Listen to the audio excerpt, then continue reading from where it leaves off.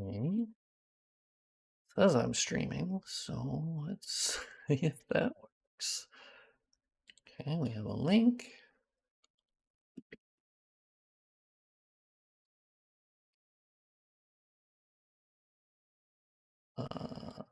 Okay.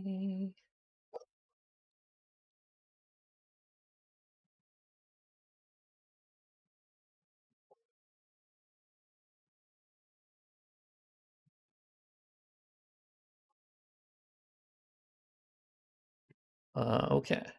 The tweet has gone live. Nice. Thank you. We're going to close Discord because I don't trust Discord not to send a shitload of weird notifications and be really annoying about it. So we're going to see. Oh my god, I already got a like on the stream? Crazy. Okay, don't look at my Google Drive, okay? Don't look at it. What's the patch release folder in the latest update? Oh. Crap. That is not supposed to be included. Well, that explains why it was bigger. Crap. So that's usually a separate folder where I make the patches.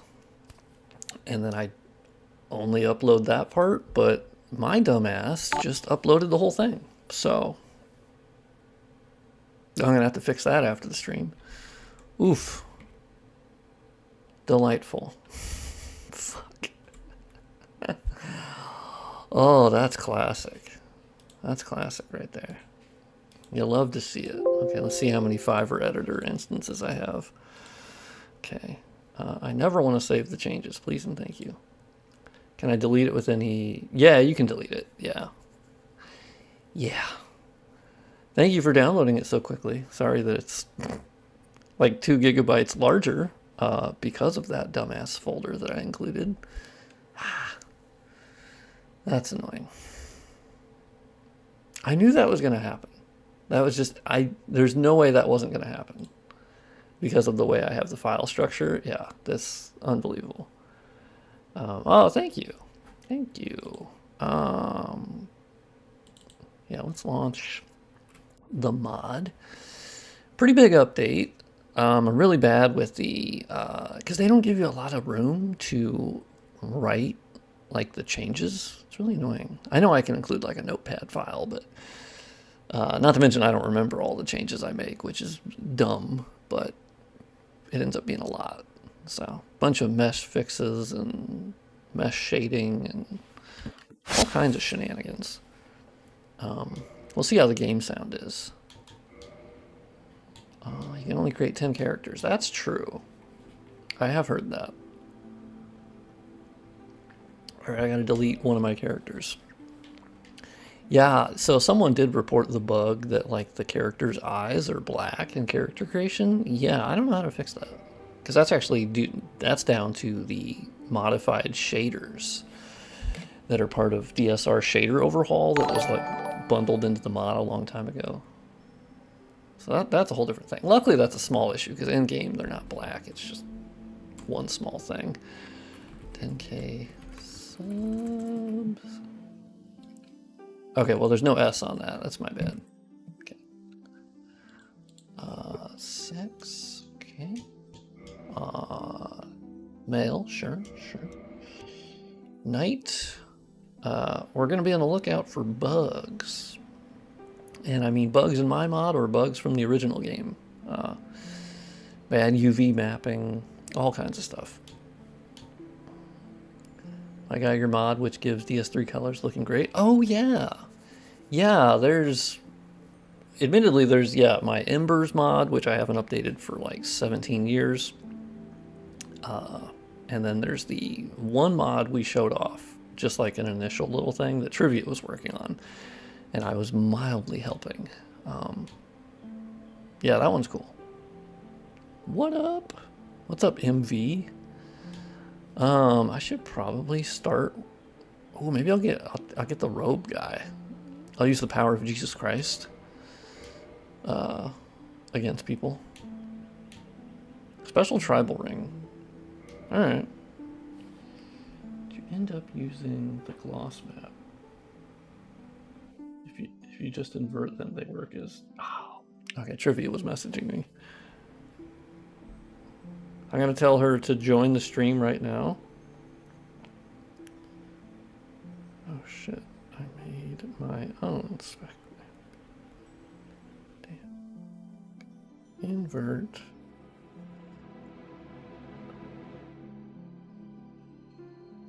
Stream. Hell, maybe on stream.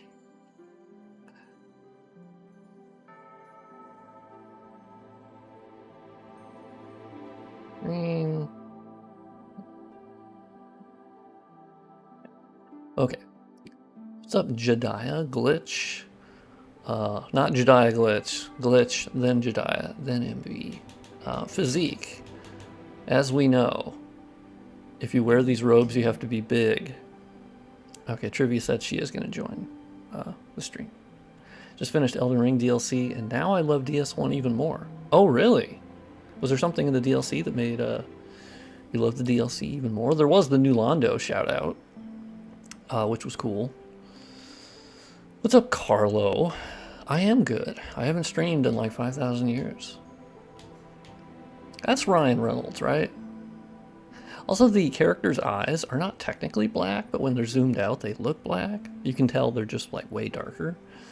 So, I'm not too concerned with that little bug, because I think it's pretty minor. You get in game, they're not black, so it's just like a weird shader thing. Receding hairline, sure.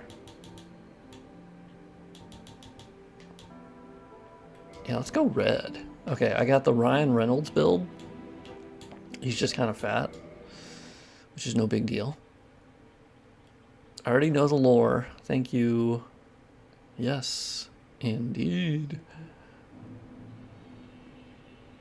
Okay. I forget I'm on camera. That's weird. I got it down at the bottom right, so like, I don't think it's going to be noticeable. Oh, actually, let me turn off. There we go. I love that you added grass back to... Yeah, yeah. Well, so, okay, funny story. If you don't follow me on Twitter, that's where I post most of my shit. Yeah, that grass I found by opening the cut content maps for Dark Souls Remastered, because DSR included, like, testing maps, presumably accidentally. I don't think they meant to, but they certainly did. And one of them was testing an old dragon fight, and it had grass in it that was used nowhere else in the game. So I ended up using that for Undead Asylum. To roll in 8 directions when you're locked on? Oh, yeah, that's a good question. I don't know. I'm honestly, that might be above my pay grade. That might have to do something with... I don't know. I'm not really sure how they handle controller-related stuff. Cool to see your face. I've been loving watching these videos. Oh, thank you. Yeah, I know. Everyone probably gets, like, jump scared. Although, admittedly, I updated my, like, profile image, so at least people have an idea what I look like. I gotta make sure not to, like, look down the whole time, because I don't see the preview, so I just forget. And I always forget that I don't need to be, like, sucking on my mic for it to hear me, so... Shocker. God, I love the change in here of moving or separating out the point lights for these torches, because by default the SFX that actually handles the torch illumination or torch fire effect is the same region point, which is how DSR handles it in DS1, where that is actually, that region point is the same thing that gets connected to the point light that actually makes like the illumination that comes off the fire. And so what I did is I created a duplicate region point, moved it forward a little bit, and then I attached the point light to that one instead. So that way you get more natural illumination, but you also get the fire effect. So you kind of get the best of both worlds. Because before the fire effect, the actual like point light was shoved up in this little cubby hole, and it didn't really work. Is this run also pointing bugs on the way? Yeah, you can, definitely pointing out any bugs. Because I'd like to fix them on stream, preferably. because otherwise I'll forget, and then I'll go, fuck. So it's semi-relaxed, but also like, I'll fix some bugs. That's fine. Because I know that's what people really like, mostly, is me fixing bugs and modding related stuff. So if I can make it like a hybrid of it, yeah, you'll notice this grass, which is really cool, you know, from that cut, or not cut, but it was a test map for some sort of old dragon fight. But you'll notice it doesn't move because, of course, understandably, QLock did not make a vertex shader for this grass. But I really love the different heights, and it honestly is really good looking grass. Are you self-taught in Blender? Yes. I think I've only ever watched like one video. What's up, Gino?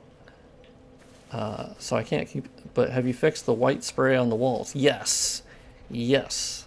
That was a big one, like the last patch. I found it was a rogue specular map. It was just a fucking rogue specular map. So I just told it to use a different spec map that still matched, but didn't have the cum all over the walls. What's your experience in 3D modeling? Basically nothing. I mean, not really. I had lightly used 3ds Max back in the day when I used to do like 3D printing.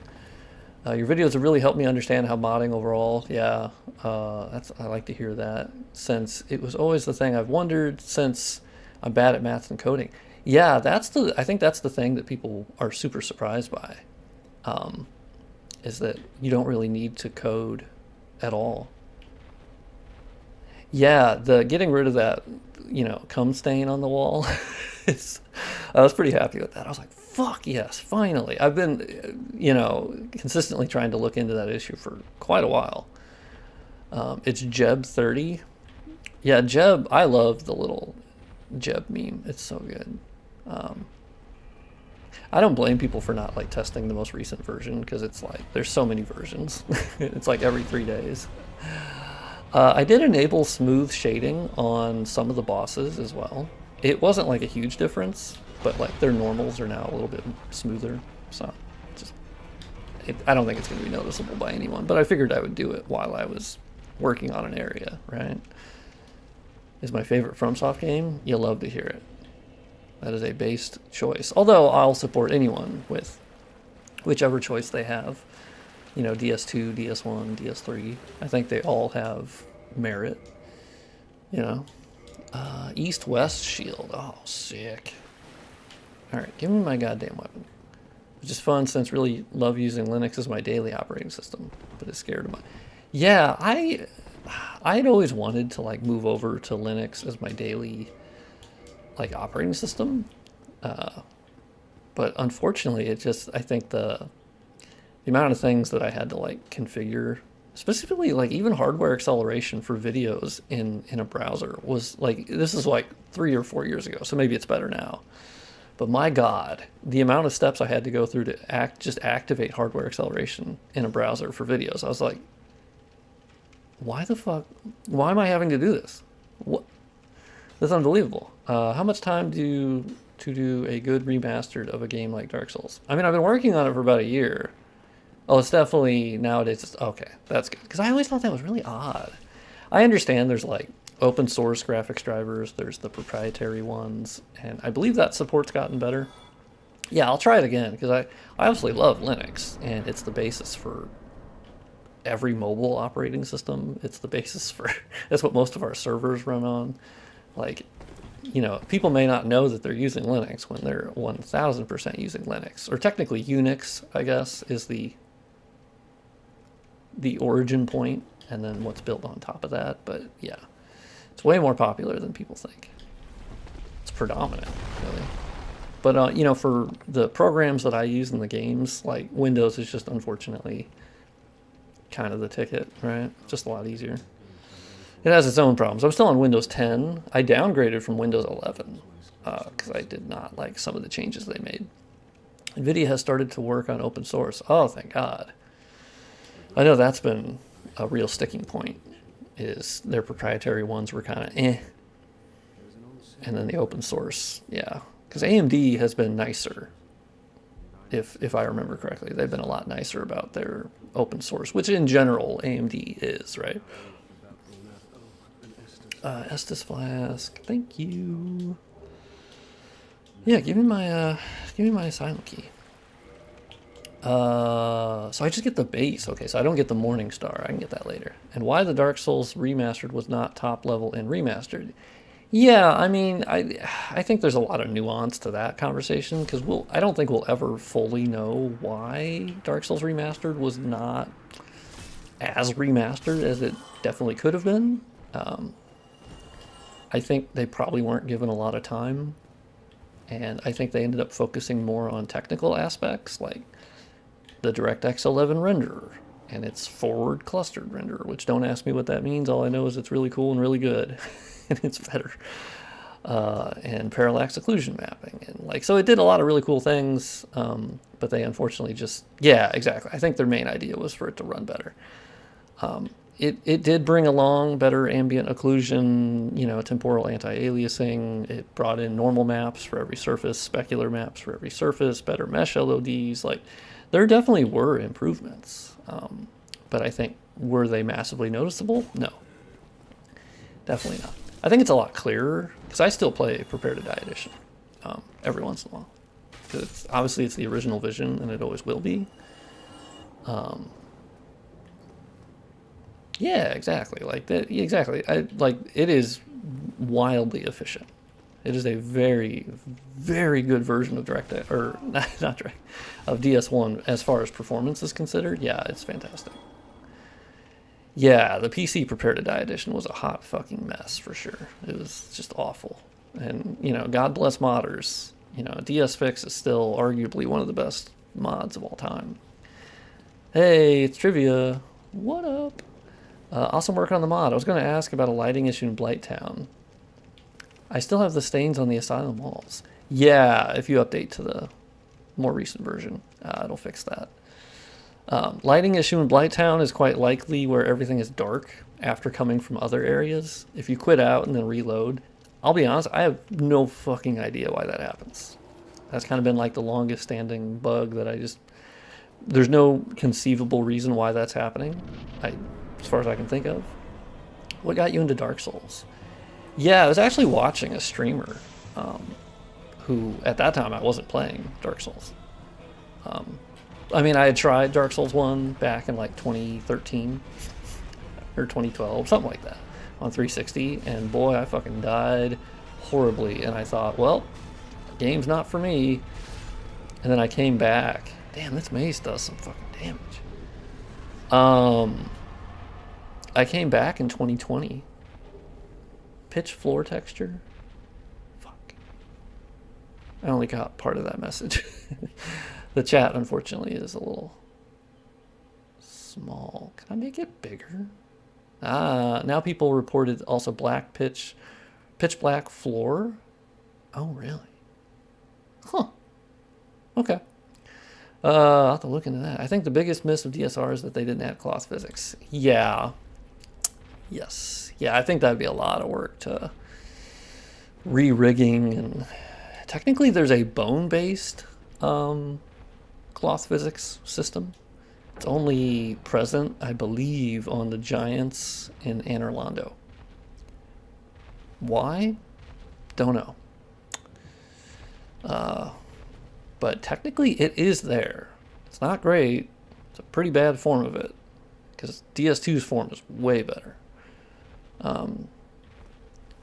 Where the... Oh, up there? Really? Interesting. Okay. The one throwing boulders. Okay. Interesting. But yeah, I was watching a guy, and he played Dark Souls a lot. And so I just would watch him play through it over and over again. And then eventually I was like, that looks like fun. And then it ended up changing my life. What do you want from From's next game? I mean, I think personally, I'd be really happy if they did like a Bloodborne sequel. I don't think that they will. Sekiro sequel I'd be happy with. Honestly, they could just do what they did with Elden Ring and basically do a new IP, like new lore set, because I think that's what they really love to do, specifically Miyazaki. And then the actual game can obviously be in the Dark Souls, like, play style, right? Because I definitely want something not open world again. I would prefer if it was more like Bloodborne, where it's like wide linear and there's like shortcuts and like you can go different ways and different areas. Not all, it's not like 100% like in a straight line, but it's still linear. I think that for me the pacing is better, and I think the difficulty, how they can handle what boss you get to when, I think it's just better. Bloodborne is Sony's hostage. That's true. That's true. He would like something to do with it. Now, of course, if Miyazaki came to Sony and said, I want to do a Bloodborne sequel, oh, they'll do it. Yeah, I know. Yeah, without Japan Studios. I will never forgive Jim Ryan for what he did to Japan Studios. Yeah, how many Japan Studios are left? Yeah, guys, yeah. I mean, I'm fine if it was just FromSoftware, of course. But, admittedly, yeah, we can't overlook Japan Studios helping them with Demon Souls and Bloodborne. Open world didn't really strike well with me. I don't like the combat style anymore. Really? Yeah, I mean, Elden Ring is definitely like Dark Souls 4, 5, and 6 together. It feels like a natural extension. But yeah, if you're tired of that sort of combat style, yeah, I think it'd be a bad bet with a new FromSoft game. I mean, they, you know, hey, if they do like a Sekiro sequel, then, you know, that combat again. But even frames and uneven frames and 30 FPS. Yeah, I luckily get pretty used to it when I play Bloodborne. I'm kind of just used to the frame pacing sucking ass. To be honest, like, even when I play Elden Ring, the frame pacing sucks ass. Like, that's just kind of how it is. Dark Souls Remastered is an exception because the rendering work was not done by FromSoftware.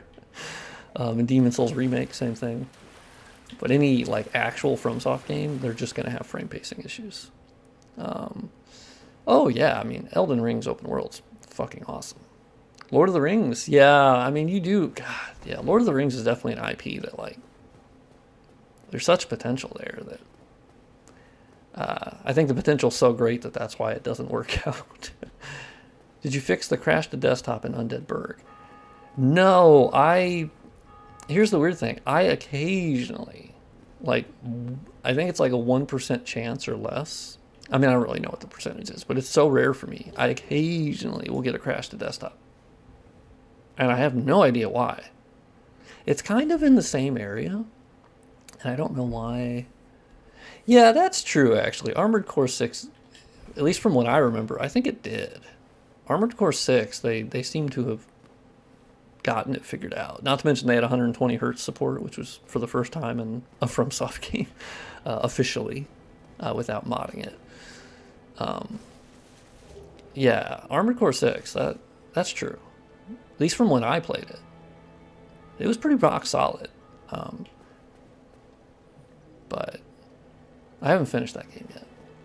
Yeah, I mean, yeah, exactly. Armored Core 6 was like way easier, and there were a lot of like flat sort of portions, and I think the levels definitely lend themselves to being very performant, just like by their design. I think it's still a very beautiful game, but I think that sort of industrial look is very good for low poly related kind of situations. But I gotta finish that game. I'm just not good at it. I'm significantly awful because I'm just not used to how it plays. And to be fair, I got used to Sekiro, and I won't say I'm good at it, but I don't think that has much to do with frame pacing, though. Well, yeah, I mean, yeah, I guess I was talking about larger performance issues. Frame pacing is how they're actually delivering the frames. True.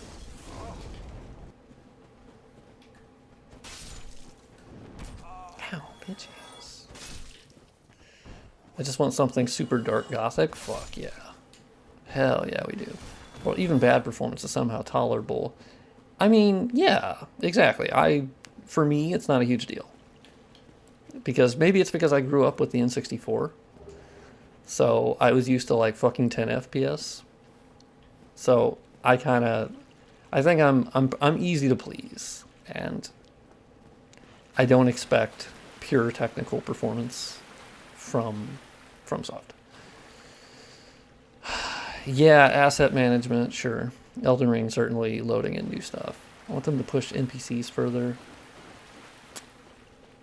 Push NPCs further in, like, dialogue or just kind of the interaction with them.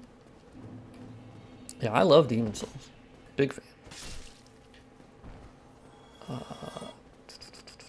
I also really didn't care about the roundtable hold as like a hub world. How they interact with the world and each other. Yeah. Yeah. I mean, I do think we're getting a little, like, everyone just dies tragically. I saw your video on Bloodborne yesterday and was curious how the progress is going. Yeah, I mean, I haven't really done a lot, other than I did, I did the Hunter's Dream. I turned on shadow casting for the map pieces and like the objects, and but you know, not much work. Yeah, Strava going around Boletaria. That's true. That was cool. Yeah. And then he had like little checkpoints where you could save them or you would die. And... Ooh, bitch. Actually, I'm gonna turn my HUD on. Not gonna do a no HUD run like I did the last time. Ooh, I have a heal spell. Nice. Wait, don't I need to have a seal? Yeah, okay. Sick. Ah, it's LB. Is this unmodded DS1? No, this is Dark Souls Remastered. Is modding for Dark Souls 2 hard? No, I wouldn't say so. I'd say Dark Souls 2 is...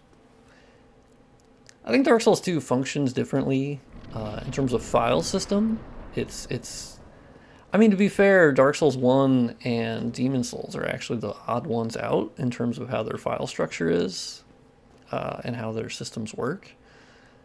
They are kind of together, and then Dark Souls 2 goes to a new sort of file structure and param setup. And then that is honestly continued with Bloodborne, DS3, Sekiro, and Elden Ring in terms of file structure. It's mostly similar. Love your work. Thanks for what you're doing. Thank you. Thank you for all the love. What's up, Bobbin? Bobbin XD? That's a good name. Okay, we're going to get jump scared by the dragon here. Alright, homie, see you later. Any mods for Dark Souls 1 multiplayer? Yeah, I've wondered about that. I don't know. Well, I do think there's like there is a multiplayer overhaul for DS1 or something. I've never used it. But I think it does partially conflict. It like relies on a DLL file too. They used to be narrow and you'd get stuck on enemies. In Elden Ring, you can just run past everything. Yeah, I have a lot of, you know, sort of nitpicks with what comes with the open world. I do think you can kind of just run past shit. And the problem with Elden Ring's world is that like it is obviously based on discovery, right? And once you've discovered it, you kind of know where you can go and you kind of just run past shit. And it's hard not to think that. So I can replay all the other games way more than I can replay Elden Ring, to be honest. Although I have played a shitload of Elden Ring. Do you think it's literally, quite literally, import the entirety of Bloodborne? I don't think it's that. Oh, I forgot that I put this candlestick here. Shit. I think it's unlikely. I think anything is technically possible. Wait. Why does the torch illumination look kind of weird? That's weird. There's like shadowing up here.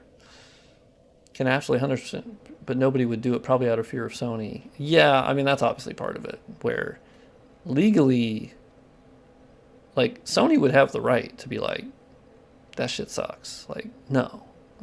And I would agree with that. Like, that is obviously their product, and if we just port it 100% to a different game, and you can play it that way without owning Bloodborne, well, yeah, I mean, that's obviously a legal problem. They'd have recourse to be like, fuck that. That's where emulation, I think, is the safer route, because emulation is legal. You know, illegally downloading Bloodborne will know, but if you're dumping your Blu-ray disc or whatever, wink wink. Yeah, that's weird. What happened to the fucking torch illumination? Because it looks normal up there. Oh, is it like a mesh? It might be a mesh shading issue. That's weird. Alright, we'll come back to that. Yeah, Boletaria 1-1. I died in that place a lot. I mean, yeah. The PSX demake, they didn't care about. I don't think they said anything about that. The Bloodborne cart, yes. They did have more of a problem with that. I'm not really sure why they had a problem with one and not the other. Obviously, either one is just... There's no reason... I guess it was just a general, like, IP defense, right? They're like, that is our... We own the name Bloodborne. So, I would have preferred they didn't do anything, but also I'm like, I get it. At least it means they care about Bloodborne. It's not the way I wish they would care about it, but it does show that they care a little bit. It's probably just your general corporate, like, defense of IP. Are you planning on implementing any unused content? Not in this mod. But I have said previously I would like to do a, like, director's cut version or something where I get a little freaky, you know, and I can kind of add new shortcuts and whatnot. Sony acting like a dragon on its horde. I mean, yeah, which they own it, you know, and yeah, Bloodborne was in the Astrobot game, and then it's in the new one as well, which once again, I think people were looking at that as a super negative thing of like, oh my god, I can't believe they don't give a shit about us. And it's like, more than anything, it was just the team that was developing it really liked Bloodborne. So, I don't know. I think people read into that, like, really negatively. And I'm like, I mean, I don't think we would prefer that it wasn't included, right? It was meant to be a love letter to Sony games. That's what the Astrobot series is kind of meant to do, right? Specifically the newest one. And so if anything, it's good that Bloodborne's included. I don't know. Yeah, they're ex-Japan studio guys. Yeah, exactly. So, like, they're gonna love it. Like, I don't know. I thought people took that a little too negative. I did post a tweet about it, but it was a shit post. Can I ask you how it's going with DS3 mod? Oh, yeah. I think we're gonna get back in the swing of that. Mostly it's my fault for just not being good at multitasking, to be honest. I'm just really bad at it. And so obviously DS1 has taken up most of my mind space, but I'm going to try to be better with assisting trivia. Not that I think she particularly needs me that much, but, you know, I think I'm good to maybe, like, bounce ideas off. So, but yeah, mostly it's like 99% trivia. Maybe 99.95. What do you think about the whole pause debate? Oh, surprisingly, I have not been asked about that. I think, like, FromSoft has shown that they're not averse to having a pause option. They did it with Sekiro. I think they just specifically have chosen not to do that with Elden Ring and Dark Souls. So, like, just here to say I love you. Right back at you, big dog. I don't know. They've done it before, so, like, they can do it again. We don't want pause. I mean, I personally don't think it would massively change the game, because it worked in Sekiro. I didn't feel I was hampered because I had a pause option in Sekiro. I don't know. I was able to open it and then pick stuff. Like, I couldn't heal in the menu, so it's not like fucking Fallout where you can just open the thing and then just heal to full by eating fucking radioactive apples. It's not like that. So it was just for, like, moving around stuff in your little quick bar. I do get that, like, by not having a pause option, you do feel like more, I don't know, it's more stressful. And you're kind of like, oh, am I safe here? You know, and you get jumped by someone. I mean, hey, that, you know, personal preference on that one. Like, if you don't like it, that's fine. But I also think it would never ruin it for me. Like, I still felt really immersed in Sekiro. So, yeah, I mean, personally, like, you just don't have to use it. Just only open your menu, like, when you're not in combat then. Like, I don't know. Yeah, that one seems like a pretty simple fix for the person. Like, if you just don't want to use it, don't. That's like, should FromSoft add better accessibility? Yeah. I'll pirate every game they ever. Okay, hi Duck. I gotta be real. You kind of suck, man. you you kind of suck. Like, I'm hoping you're just trolling and not being serious, but you kind of suck. Like, that's shitty, dude. That's to say that you'll pirate every game just if they do that. Like, that fucking blows. And I don't support that at all. Like, that's a shit thing to do.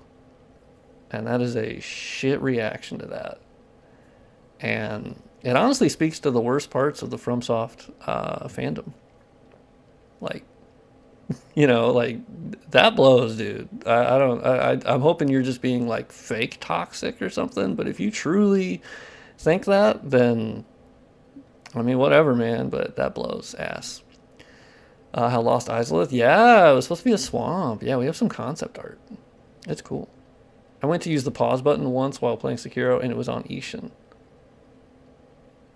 Oh, yeah. You can just open the menu and move around. I don't know. Yeah. It's one where, like, I can't believe that would ruin someone else's experience. That some people like a pause menu and some don't. Like, okay.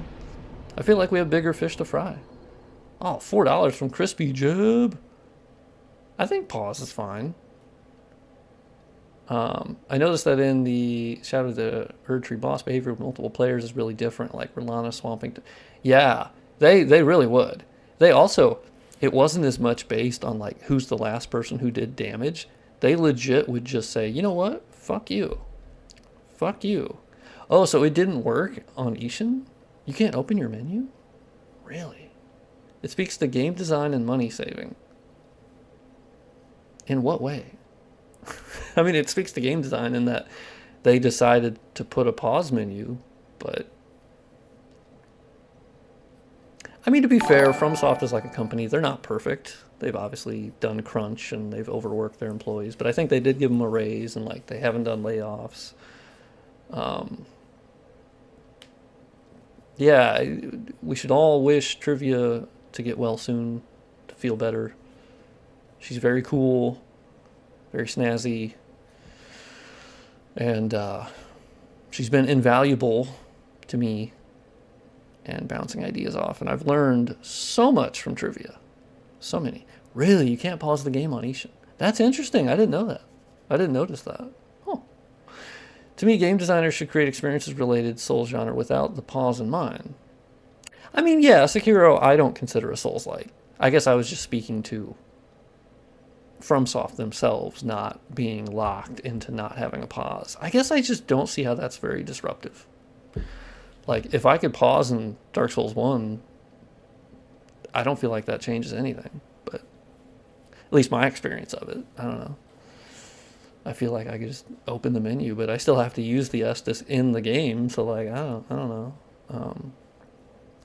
Yeah, I mean, like, yeah, exactly. If there was just a menu option for, I don't want there to be a pause menu, okay. I mean, like, and then you can just turn it off. And they'll be like, yeah, but there can be people that are using it anyway. And that's like people saying there shouldn't be accessibility options. Like, fuck off. Like, yeah, there should be accessibility options. They're confusing accessibility with difficulty. Thank you, Never.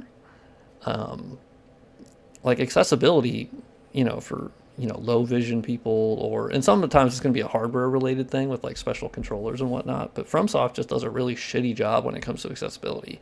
And they'll be like, oh my God, but if there's accessibility options, that means you can make your game easier. Well, yeah, maybe fucking don't use them.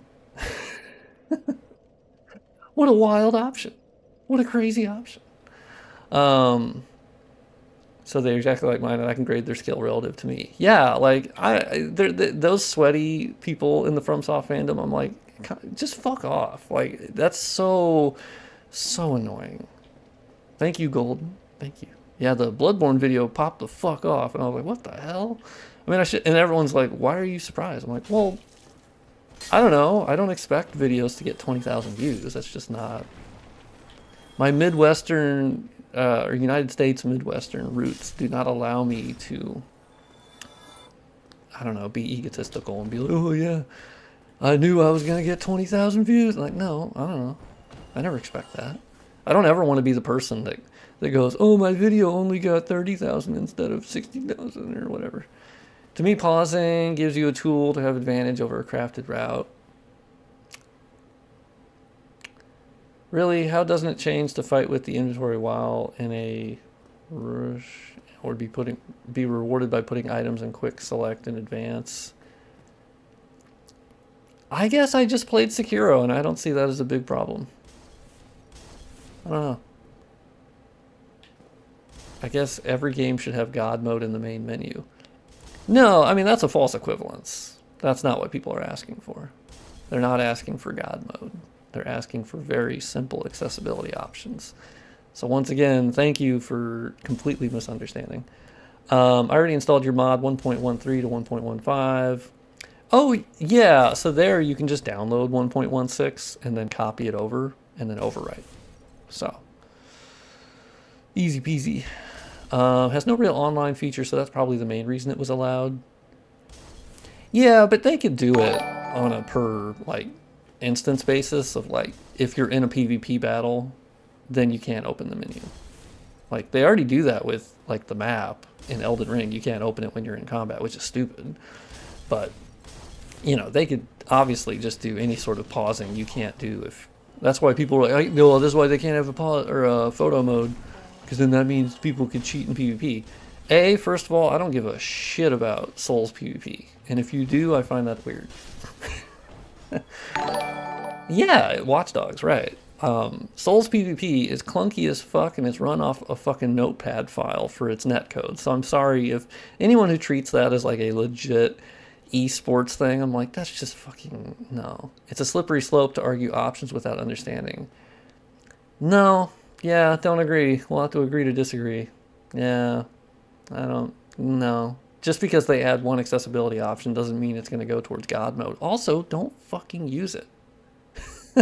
Don't fucking use it. Just because it's there, isn't that just your self-control is really poor at that point? That you couldn't use it? You'd see it and you'd go, I mean, I have to do God mode. It's like, no, you don't. That's why it's an option. I mean, that's where I'm just like, man, some people cannot ever put themselves in other people's shoes. It's wild. Yeah, exactly. Like, the PvP is shit, and that's why it's funny and it's fun, because it's bad.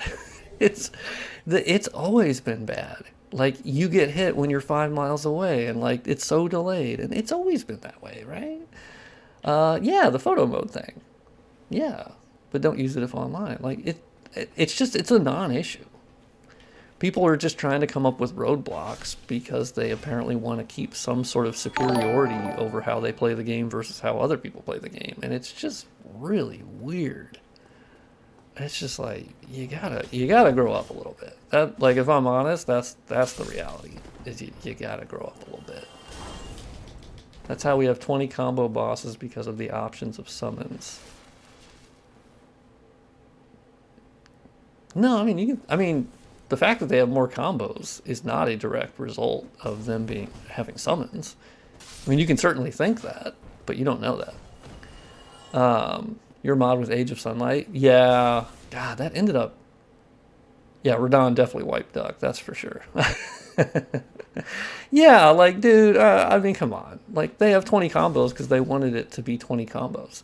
The only fight in Elden Ring's DLC specifically that was designed around summons, I believe, was the multi-NPC fight. Like, that's very, like, a story-focused boss fight.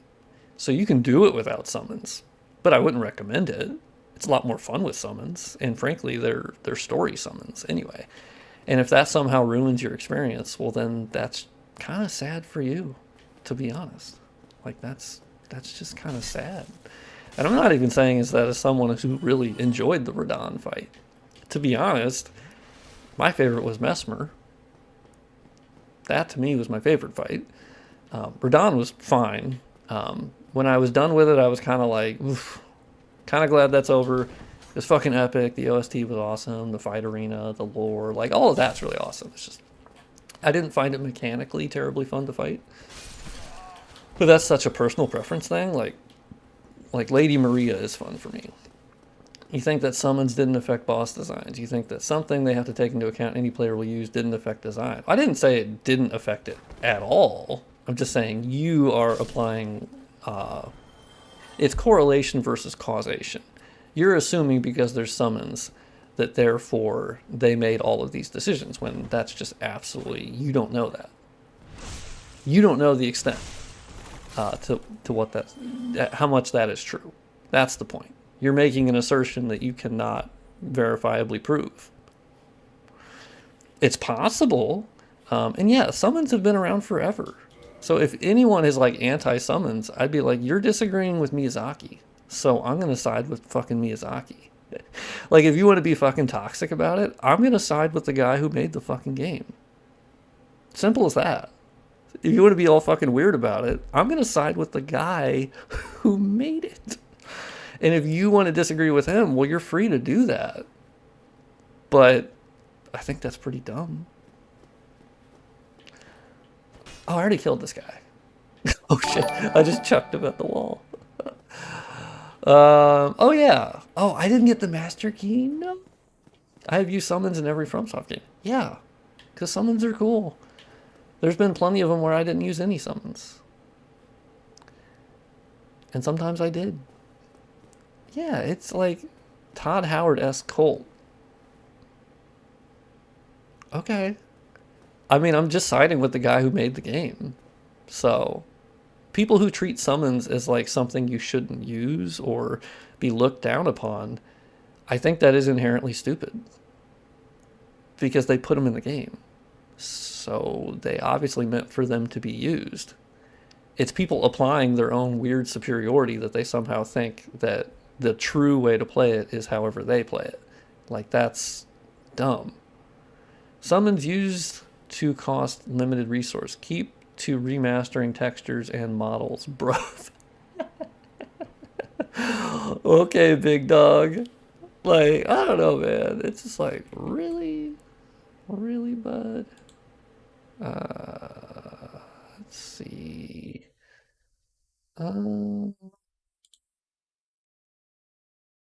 Okay. I hid them from the channel, so they're done.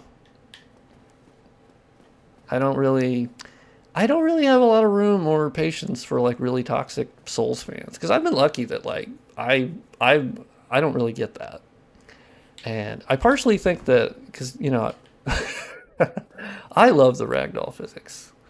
Someone's ruined the fun in lots of fights. Okay, well once again that's a personal thing. Yeah, the duck is gone. So it ruining the fun of boss fights is a personal thing. That's just an opinion. Plenty of people don't think that they ruin the fun. I would agree, personally for me, I do think they sometimes can ruin the fun. For me, because I find them actually a little bit more chaotic and I can't learn the moveset as much, but applying that to other people I think is weird. Like, I mean, honestly, the best playthrough I've been having is playing with my brother with seamless co-op. So, like, I guess that's technically a summon. Yeah, the fact that they cater to a wide audience and they allow you to play the game in many different ways, like, that is to be celebrated. I just don't have any patience for someone that can be so close-minded about that. It's weird. So I will hide them from the channel. So right now, I believe they're probably typing something, and they can hear me talk, but they're shouting into the void, and there is a little bit of satisfaction from that, I have to admit. I love Dark Souls games as a teaching game for jolly cooperation. Yeah. Yeah, I mean, it quite literally is. The time is convoluted, and people are phasing in and out. Like, it's very clearly part of the lore and everything. I hope they make some of the bosses harder. Yeah, I mean, I definitely agree with like Lady Maria, for instance, gets really like she's so susceptible to parries, and it kind of like it doesn't devalue the fight because I still love it, but I kind of would like if she had more health and wasn't as susceptible to parries.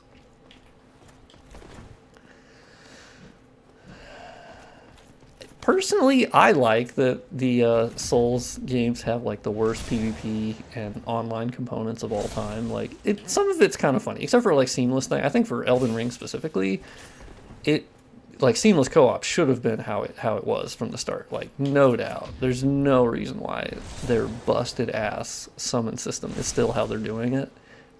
I assume they just ran out of time, and so they just never. Hey, bitch ass.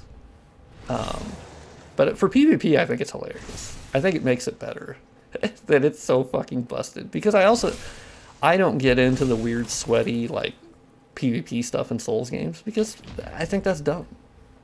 That's just dumb. Super excited for your Bloodborne Overhaul mod. Yeah, I wish I could say, oh, Black Knight Sword. Got the big drum. I got the streamer loot mod turned on. Yeah, sadly, my Bloodborne mod, like, it's likely not going to go anywhere for a long time. And even when it is moddable or like emulated on PC, it's going to bring over all the issues that Bloodborne has on PS4, which from the Bloodborne modders that are smarter than me, yeah, there's issues with that game and changing visual things, apparently. Why is there a patch folder? I screwed up. I goofed. And there's a folder in there where I usually use that to actually like package the patches. So you can just ignore that folder. It's not, don't worry about it.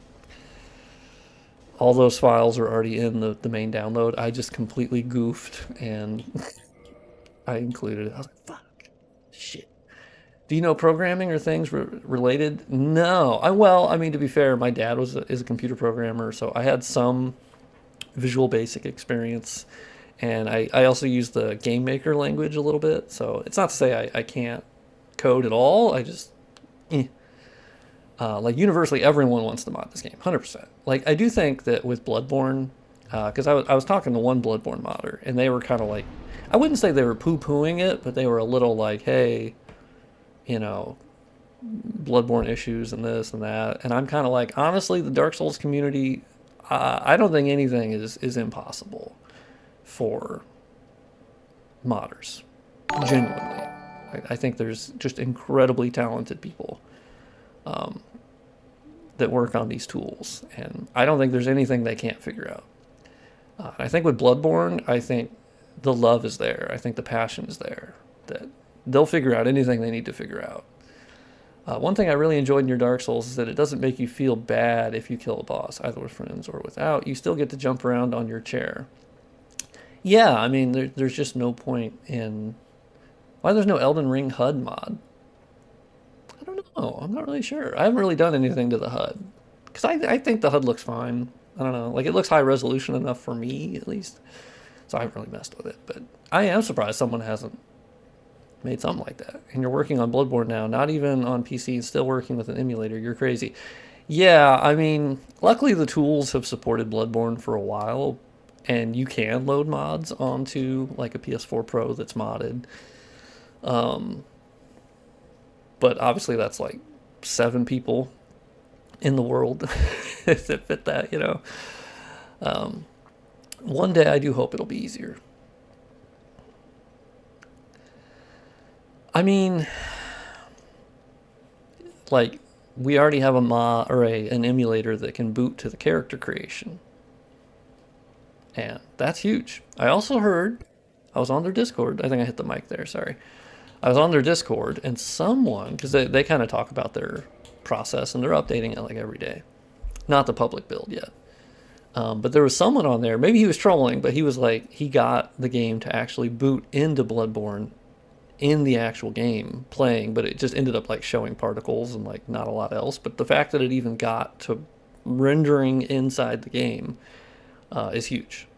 So I had someone in my YouTube comments be like, oh, I follow the emulation scene really closely, and like we're so far off from that. And I'm like, I guess I disagree. I don't know. Because he was like, or they were like, oh, even PS3 emulation isn't that good. And I'm like, I mean, I massively disagree with that. RPCS3 is a fucking marvel. Are you kidding me? The amount of games that that thing can play and improve them and performantly and actually reverse engineer sort of how the I always forget if it's the SPUs or SPEs, the being the big core of the cell processor and the SPUs being the small co-processors. I always get them mixed up.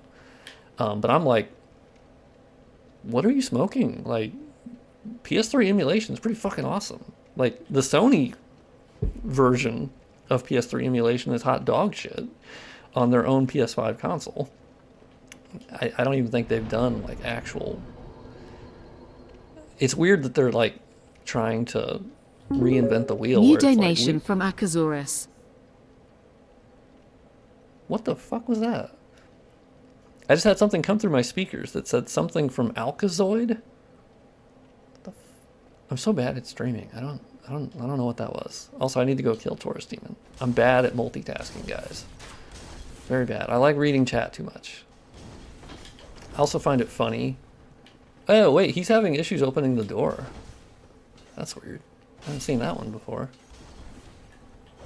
Oh, bitch. Oh, alright. I still don't like the Dark Souls 1 mace animation.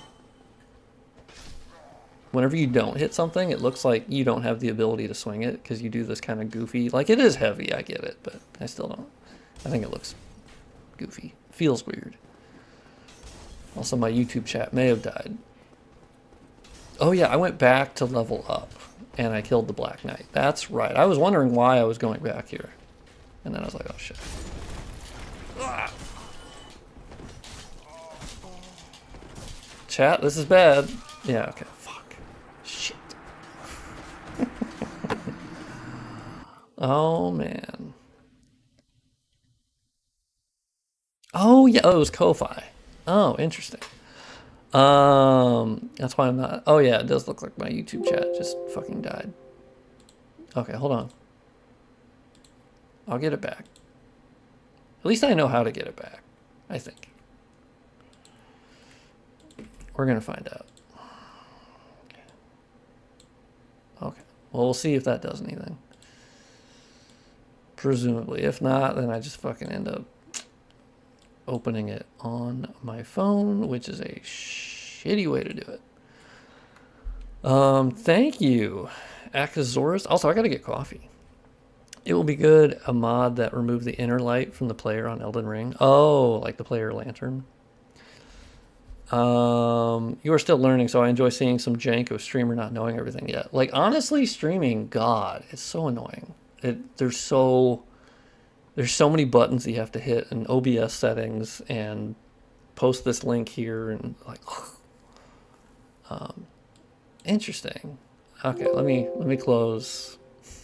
Well, once I have a second monitor, this won't really be an issue because then I can just have chat on another monitor. My other monitor went bad, so Twitch chat overlay setup. Yeah, let's launch that again. Wait. There is already. Oh, yeah, that's true. I probably should have just said that. I'm assuming, yeah, there's definitely got to be one already. There's an Elden Ring mod for basically anything at this point. I think Elden Ring modding is... I think, yeah, it's got to be the most popular modding of any FromSoft game. Vastly more popular. Just judging by how many people are playing it. What the? Oh. Okay, it turns out it was up the whole time. My bad. Okay. New widget. Custom URL. Okay, it's loading up over here. So fingers crossed. We're going to see if... We're going to see if it pops up. Oh my god, it worked. You got a donation, by the way? Yes, I did. I will open it so I can view it. Akasaurus, I love FromSoft games, and I love Blender, so basically you have my support. Okay, I always try to respond to it. Thank you so much. You'll love to see it. Thank you, Trivia. There's not mod like this for ER. I assume that'd just be the player lantern, which would be like a... I don't think would be too hard to disable, because I think they do it the exact same way that DS3 does it. Which I forget how all the other games work, obviously, so... okay. Let me pull up the game, but now that I have the chat back... Oh, I didn't mean to hit that. Also, I love how the physics don't activate, obviously, until you hit the thing, so... and they fall through the ground. Yeah, 100%, it's just an SFX. Yeah, and it's like the same one. I remember looking into it in Elden Ring. Well, I was on the server name Discord, and yeah, the guy was like, oh yeah, it's the same way. They never changed it. It's just an SFX. I was like, oh, okay. Which, to be fair, no reason to fix it. Because it worked. What is up with that wall? Hold on. Hold on, guys. And yes, this entire time I've had Blender open. Oops. Let's open up 2012. And yes, I do remember the numbers for certain map pieces in my mind. What's going on with the mesh shading here? What are we doing? What's up? Well, that looks normal. Okay. Yeah, okay. I love old game physics. If the game is tied to the, yeah, which the original Skyrim release, that was pretty funny. Yeah, they always had it like tied to that. And then obviously Dark Souls 1 with the Prepare to Die edition, yeah, it was tied to the frame rate, so jumps were harder. That was pretty funny. Look for Darker Nights, look for Point Light mods. Yeah, exactly. They all should disable the player lantern. Which in Elden Ring, like... You know, also, speaking of lanterns, I was going to tweet this out, but I always find it really weird that Bloodborne had the little lantern on your waist that you could turn on or off. And then it skipped DS3 and then made its way to Elden Ring. But I always found that odd. Like why they didn't put that in DS3. Because it shared like assets, some assets from Bloodborne and like... I don't know, I just always felt like that was weird. You can literally kill people. Yeah, it's hilarious. I remember I unlocked the... Or I don't know what I did with the original Skyrim release, because I still have the original Skyrim on Steam, not like any of the other editions. And I think I did something that like unlocked the frame rate. And oh, that intro cutscene, like when you're in the little wagon, dude, things were going crazy. Things were flying. The wagon started rolling around in people's limbs, and it was fucking hilarious. So yeah, it's weird because I do have the light map turned off for this, because that's what allows the illumination from the point light here to show correctly, where normally when you have shadow casting with Dark Souls 1 at least, the shadow basically has supremacy over any illumination. It's just considered more important with how the shaders function. So the DSR shader overhaul changed that, but the only thing you had to do was disable the light map, and that was kind of the trick. But weirdly, there's been some weird fucking shading going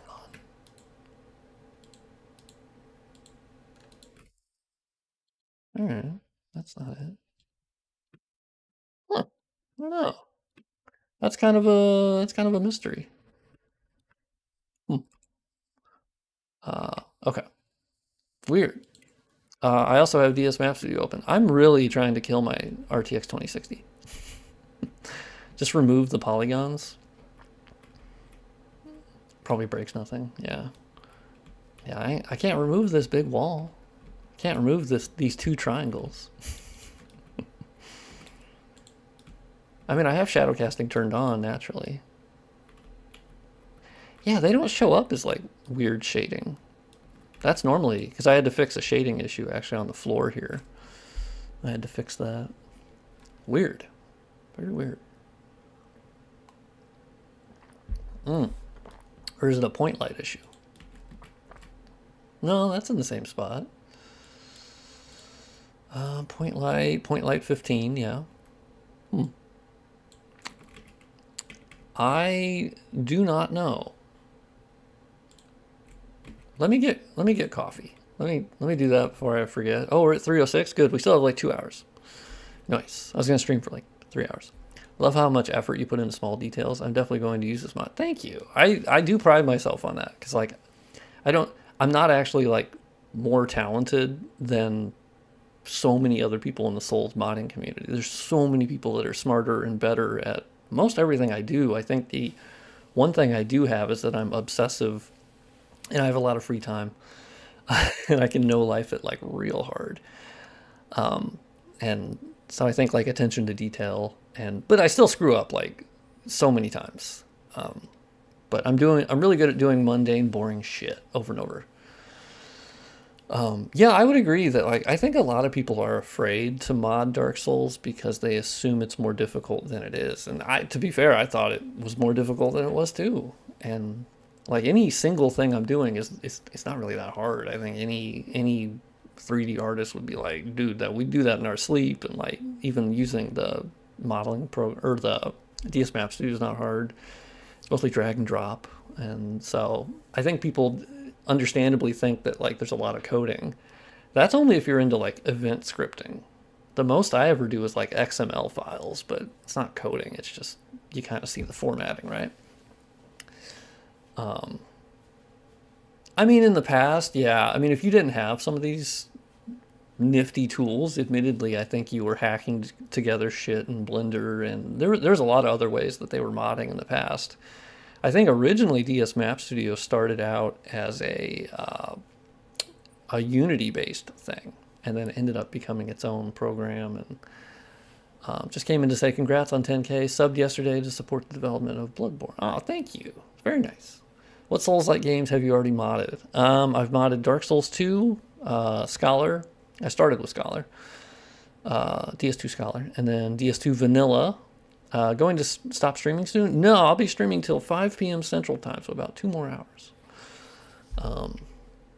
Yeah, so I did both versions of DS2. I've done the DS1 Prepare to Die edition. Obviously, Dark Souls Remastered is I'd say the main Souls game I've modded at this point now. Dark Souls 3, I have modded, but I would like to work more on the future. Sekiro, I have not. I love Sekiro, but I haven't really done anything for Sekiro. Elden Ring, I haven't done anything for Elden Ring. To be honest, I think with Elden Ring, the way that like new versions of it will come out. Playtime? My playtime is ridiculous for Dark Souls 1. I could show you on Steam. I was looking at Fallout 4. The new Fallout mod came out, the Fallout London. I want to try it out. I'm not really a Fallout person, but I like London. You know, I like the Brits. It looks really good. Yeah. Yeah, so Dark Souls 2 Vanilla, I have 85.5 hours. Yeah, for a small team, it's pretty fucking unbelievable. It's got to be one of the most impressive mod efforts ever. And then Scholar, I have 673 hours. Dark Souls 3, I have 310. And then get ready for Dark Souls Remastered, I have 1,700. Now, not all of that is like playing the game. It will be having the game running, and I'm loading new files, and I'm doing this. But yes, Dark Souls Remastered, it's pretty unbelievable. It's a problem. I live in Lordran. Elden Ring, 318. No fake player light, but I still think there's the shadow casting light source mod. You're really working hard. Yeah, I mean, I work on it most days for hours. Hey man, love your content. Dill is chill, great name. Are you going to stick with mods more on the graphics side, or would you ever want to do mechanics changing mods? I do think my inclination is to stay with graphical mods, mostly because I think that's what I'm good at. Have you played Lies of P? Hell yeah, I have. I'm almost done with my second playthrough.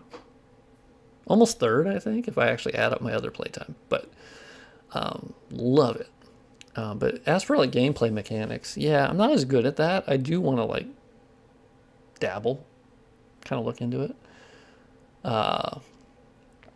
But I do think my strength is more so in the visual side of things, and it's also just kind of like what I'm really jazzed about. You know, I get such satisfaction from seeing something and then improving it. That loop is what's kept me modding for about a year now, I think. Thank you, Shido. I don't know how to say that. I'm always bad with that. Yeah, Force Dynamic Shadows mod. I've seen that. I have used that. What mechanic would you add to Dark Souls 1? I think the guy to really look at is like Zenthos, I think is how you say it. I think they were adding like dual wielding to Dark Souls 1, and they're trying to add like a torch to Dark Souls 1. It's really cool. I think I would kind of play around with making the bosses perhaps a bit more difficult in Dark Souls 1, and then the player maybe move a little bit more DS3 style. I think something like that is certainly attractive to me, since that's where the series went anyway, but I also know that that's fraught with issues of making bosses just seem like they're sped up. I think more so, which is how we were taking the Bearer of the Curse mod for Dark Souls 2, which is still being worked on, not really by me anymore. I've mostly done my visual mods, or visual portion of it. But instead of making bosses quicker in terms of like their animations, you basically lower the delay in between their actions, and you actually get the same effect, but like it works a lot better. They basically don't have that giant delay in between their attacks where you can heal or whatever. And lowering that and then speeding up the player character just a bit, you can kind of, which is essentially kind of like what Dark Souls 3 did. Where do you put your mods? Nexus mods, yes. Let's see, Nexus mods. And then I have me mods. Yeah, so I had one for Lives of P, Knights of the Old Republic, which these are like reshade based ones. Although the Lives of P one technically has better shadows because it runs off Unreal 4, so you basically could just alter the INI file, or well, it wasn't that, it was inside the very specific file that handles the different quality levels. There, instead of like 1, 2, and 3, there's a secret level 4 that they don't use, so you just tell it to use level 4, and that's like called cinematic mode, but it just wasn't used. Would you give DS1 pyromancy player scalings like in DS2, DS3? I would be a really bad person to do that because I've never played a pyromancer in Dark Souls 1. I've never done a magic character. It's unbelievable, I know. I'm a basic bitch, through and through. And I already plan to. Love to see it. I will be back. I will be back. There's more talking than I normally do. Yeah, melee all the way. I'm a strong bonk. I can't, or I'll do dex or whatever. But magic is just, even in Elden Ring where like magic is unbelievably powerful, I just don't. It's not me. You know, even when I played World of Warcraft back in the day, and throughout the years, I always played like melee classes. Magic to me just didn't. I didn't find it fun, and it's such a personal preference thing, you know. Okay. Yeah, let's just call it text whatever. Coffee break. It won't take long. Okay, it looks terrible. I'm gonna bring this up. I never play Int, but pyromancies. Oh yeah, I've seen some pyromancy runs. They're fun. They're cool looking. I need to do them. I need to just suck it up. And just do it. At least my character in this run, he has spells. I probably won't use them, but do the soul level 1 run as a pyromancer. Oh god, because then you can just level up the glove, right? That's kind of the advantage there, is you can just kind of level that up. All right, I'll be back. Okay, the teacher is leaving the room, or the substitute teacher is here. So, um, let's see. Hold on a second. Where's trivia at? Where's your name in the chat? Where are you at?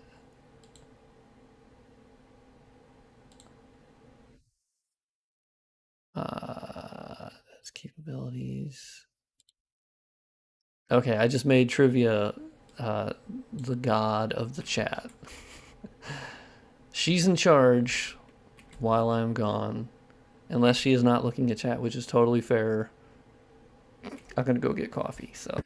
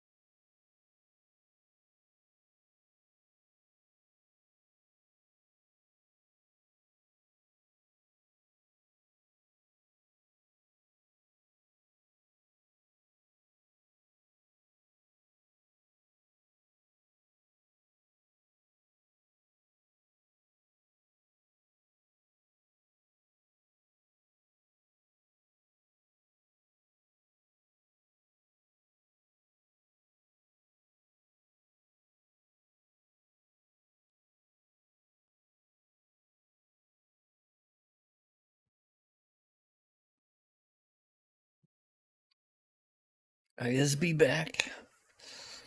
Let me make sure I turn off the coffee break. Water. I did get water. That was spooky entrance. Yeah, the way the transparency works. I don't have like a green screen. It's actually just the NVIDIA broadcast software, which is fucking awesome. The fact that they do AI processing of your microphone and they can do transparency for cameras. And I have the shittiest camera of all time, so it's very nice. Oh, coffee is misspelled? You love, oh my god, really? You love to see it. I gotta do the Kofefe. That's the best one. Yeah, okay. I gotta kill Taurus Demon. So I got murked on my way to Taurus Demon.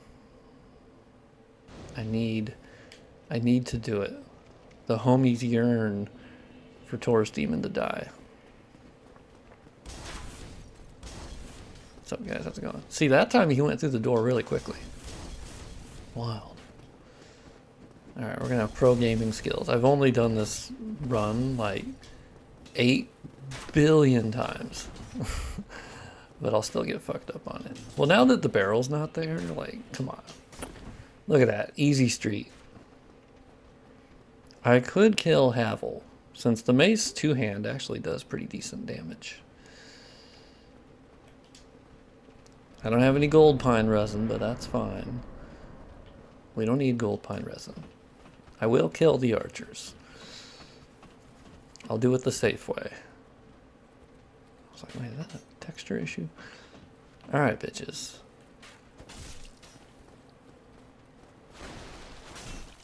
Oh, hey, I thought you were dead. Damn, I don't know why I thought. I don't know why I thought I'd one-shot you. Such is life. Damn it, there's still that flicker on that one part. Huh, oh, yeah, I think I know why that is. Hold on. Oh, that's gonna kick me out of the fog wall. That's fine. Okay, hold on, guys. The first fix of the stream. I think it's down to, yeah, it's the fact that it's loading 2105 and also 2420. Yeah.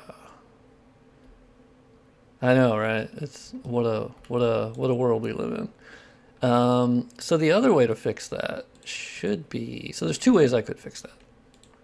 Ideally, because 2420 is a map piece that is actually used as the fake version of all of this Undeadburg portion. And that's what they use for at a distance.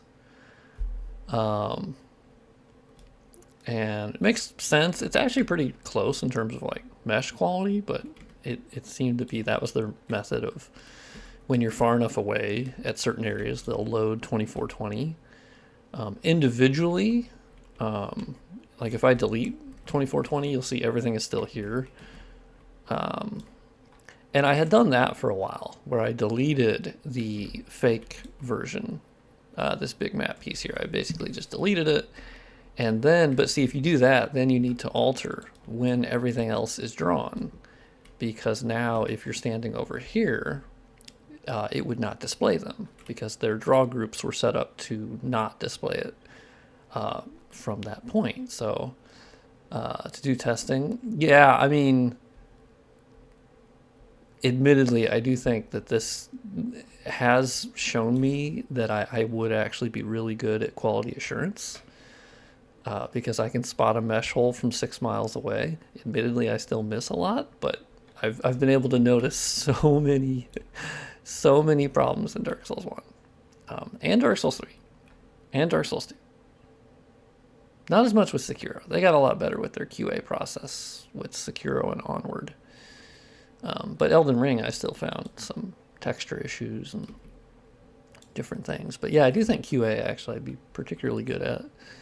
So the other thing I can do, I can't remember why I changed this one. You'll notice I have the draw groups up here set to 0. That's kind of your quick way of making something draw more often. So if I open up a separate window for DS Map Studio, also my processor likely hates me. 2 instances of DS Map Studio, I'm streaming, and I have the game running, and I have Blender running. Oops. We'll see if this works. There's a reason I did it, but anyway, so I have a backup. I have a different project for Prepare to Die Edition. I also have a backup unmodded Dark Souls Remastered project.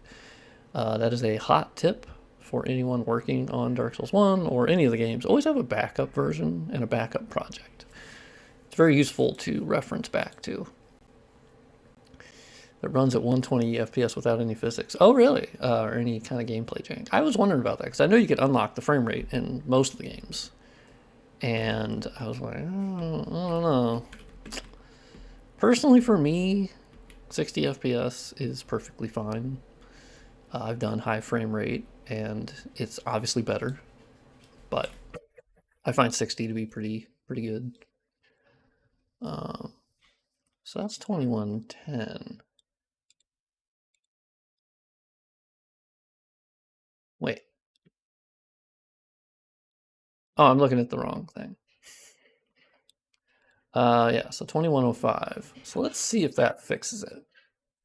We will set them back to the original draw groups. And then theoretically, it should not be drawing that. And it will only be drawing 2420. And theoretically, that will stop the flicker, because basically it's 2 map pieces overlapping, and that's what's causing the flickering between the 2 surfaces. So I imagine I'll come up with an issue somewhere else where the reason why I didn't do that.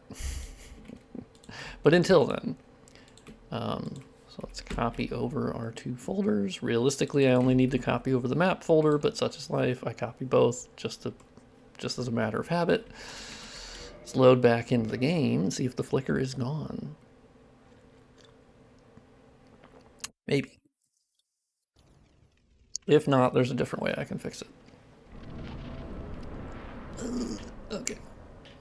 Let's go up the ladder. They should still be dead, right? Because I didn't reload the area. Okay, cool. Got it. Oh, and the flickering is gone. For it is now only loading. Now, interestingly, it is loading the barrels that I put there on top of that roof, but that's because they have a draw group of 0, 0, 0, 0, which is great. All right. Oh, I need to go back down the ladder. Okay, so we fixed an issue. We fixed at least one on stream, so that's pretty good. Let's fuck this guy up. I don't need a shield anyway. I'm gonna heal. What's up, Knight Rider? Hello. I'm gonna one-hand this bitch. Okay, that was bad. That was very bad. Okay, well, I don't like that attack.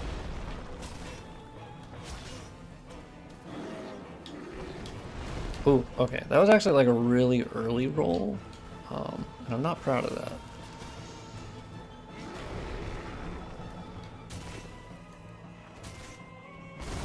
Dude, that's like my most hated move. That move's actually the one that like fucking... Okay, wow, playing when you're streaming is just so different than... Okay, bait the attack. Because I rinse this guy so often just because I start a new character and have to run through for modding purposes, right? But when you're streaming, it really is different. Actually, you know what? Fuck it. 2-hand.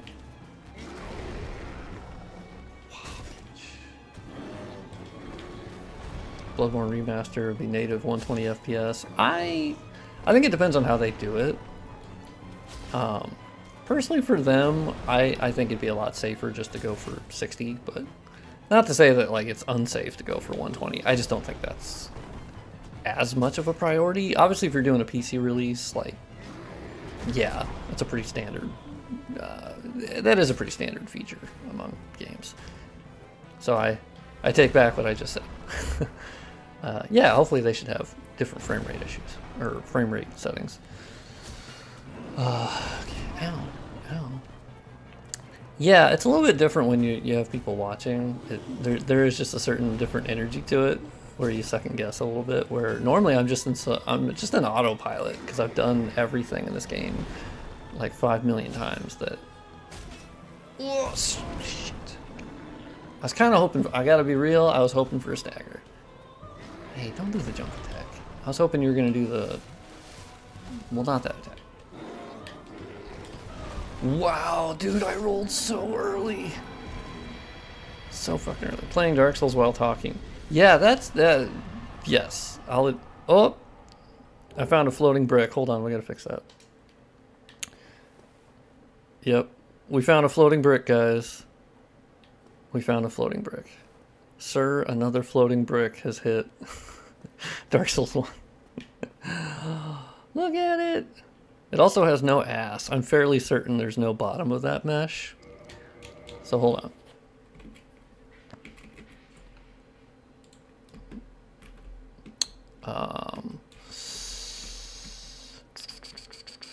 Let's fly up there.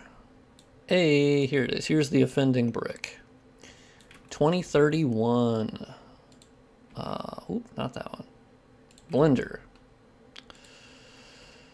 I mean, if they outsource it to some other group, yeah, kind of like they did with QLock. Well, yeah, I mean, as far as like unlocking the frame rate, yes. If having the source code, it will be vastly easier than how Lance McDonald did it, because he had to basically do it the backward way. But if you have the source code, like, yeah, obviously it's going to be way easier. So there is no like legitimate excuse for it. It's just that right now they don't see the point in putting out a 60 FPS patch because there's no money in that. Yeah, there's just no money in that. So from like Sony's perspective, I don't like it, but I get it. They just go, well, why would we do that? It's been long enough now that that's awkward. We should, do an actual remaster and then sell it. Which, once again, I'm not saying I like that. I'm just saying it's just business sense, I try to think of it from different angles there. Even ones I don't agree with, but that one does make sense to me. Oh, is that thunder outside? Whoa, cool. I don't know if I'm alone in this, but I like when it storms, actually. Okay, we are looking at vertices. Yeah, it has no ass, but that's fine, because we're going to chuck it into the ground a little bit. Oh, it looks like this brick was floating a little bit, too. Okay.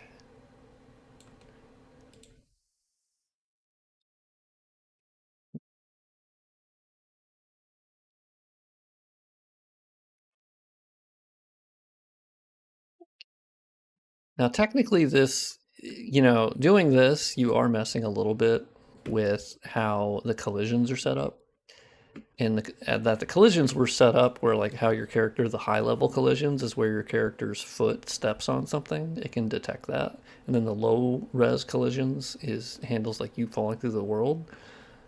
So technically I am altering that, but it's small enough that I don't think anyone will notice the placement of bricks and if your foot doesn't perfectly match up. So I've eased up on that because I don't think anyone's super going to notice. So let's export the fixed Fiverr. Sony should just relaunch the PS4 with bad port. Oh yeah, like just put the base version on PC. So that's the thing. I think it's way overstated that people think Sony doesn't care about Bloodborne. I don't think that's the truth. Not to mention we've heard reports of the people that work at Sony at the high levels that they do love the game. It's a good way of lining up with the collision with the meshes in Blender. So yeah, I mean, so you can load the collisions into Blender as well, so you can sort of see exactly where the collision is and then edit the collision as well. Unfortunately, it's been kind of annoying. Like it doesn't work terribly well in Blender currently, and like unless I'm just hitting the wrong button or something, exporting them, it doesn't like to export them, and then it throws an error. So right now I've been just doing slight editing, and to where it doesn't affect like collisions really. Yeah, I remember they ported.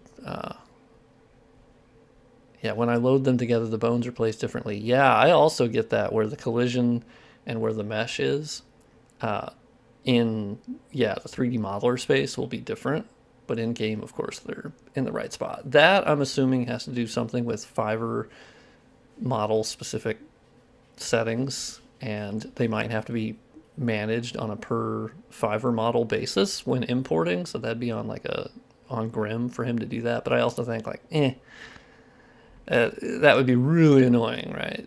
To do that for each different one, unless there is like a unique issue that could fix those various things. But weirdly, with Dark Souls Remastered, there are some like model issues that kind of crept up. Not to mention the long-standing issue, which, as far as I know, no one else had mentioned in Dark Souls 1 modding, where because there's the DSR 2020 texture pack, but the issue I ran into is that you can replace a certain texture, but it won't always take it. I think I'm at least up to like 30 surfaces now in the game across the game world where you'll update the texture, load the new texture into the texture file, TPF file, and it will just not show up in game. And so what you have to do is copy that texture into a new one, rename it to something else, and then go back into the model file and specifically tell it to use the other texture that you just made that's technically identical. It's just a different name, and then it will load that asset, but it will display in high quality. Now, why is that the case? I don't fucking know, because that shit doesn't happen with Prepare to Die Edition. Yeah, I mean, basically it's hard-coded in some way. Here's the thing, though. I don't know how it's hard-coded in this way because of how I'm doing it. So that's the other thing, if we rewind a bit. So the Dark Souls games, generally you have to unpack them. And you need to unpack them from the binaries that they're originally in, right? Or the compressed like files, data.bnds and whatnot. Dark Souls Remastered is not like that. It is unpacked by default. Don't know why. It's the only one. They just never packed them up. And so normally you have to patch the exe to tell it to use the unpacked files. So in this case, when it's not using, yeah, I can press the thing and hide the borders, but I like the... See, if I hide the borders, then I lose the controls of it, and then I have to go down to the taskbar, and then it's a whole thing. I end up just keeping the borders on. But I appreciate you. But no, so in this case, because it's already unpacked, there are no backup files that they could be pulling that texture from. Like, yeah, I'm only using one monitor. I know. I got to get a second one. So the fact that they're already unpacked, I am modifying and replacing the only texture they should be able to pull up. But somehow it is still pulling up the shitty version of that texture. And it's not even as if they're displaying the new texture at the original resolution, because that would still be noticeable. It's hot dog shit looking. Like, it's so dog shit looking that it's lower than even what the actual texture is. It's weird. And so Prepare to Die doesn't suffer from that issue. It's some weird remastered issue. But luckily I found a way around it just by renaming it. So, let me read that comment. That was a longer one, and it went off my screen. I'm speechless by FromSoftware modders. You're just insane. To be honest, very true. Full retexture mods, overhaul. Yeah, convergence and senders are so cool. Yeah, we are pretty dedicated sort. It must really humble FromSoft. I would assume so. They don't really talk about mods ever. I think the first time they talked about mods was when they talked about the seamless co-op mod recently. They were like, oh yeah, we saw that. That's pretty cool. We might do that in the future. And I was like, good. That's like the first time they've ever mentioned modding. But thankfully they have a good relationship in terms of like, they don't do anything with modders negatively. They just, we do what we do. That's it. That's cool. And their games are luckily because they reuse assets and they reuse the way that they make games and the tools, that we have wonderful data miners and tool creators that can get up to speed on new games, and it's really cool. Modding is just a pain in the butt officially. I mean, yeah, that's where like, luckily FromSoft, as far as I know, they don't do anything to like make it easier for modders. They just make the games in the way that they want to make the games, and then it's on our end to make it work. What brightness value are you using? Your DSLR looks brighter than mine. I believe I have it at the standard, but let me check. Also, it will likely look brighter on stream than it does in game, because that's just kind of how it works with OBS, really. Oh, not that. Didn't mean that. Yeah, I have it at the standard. That's kind of a stream thing versus what it actually looks like. Okay, hold on.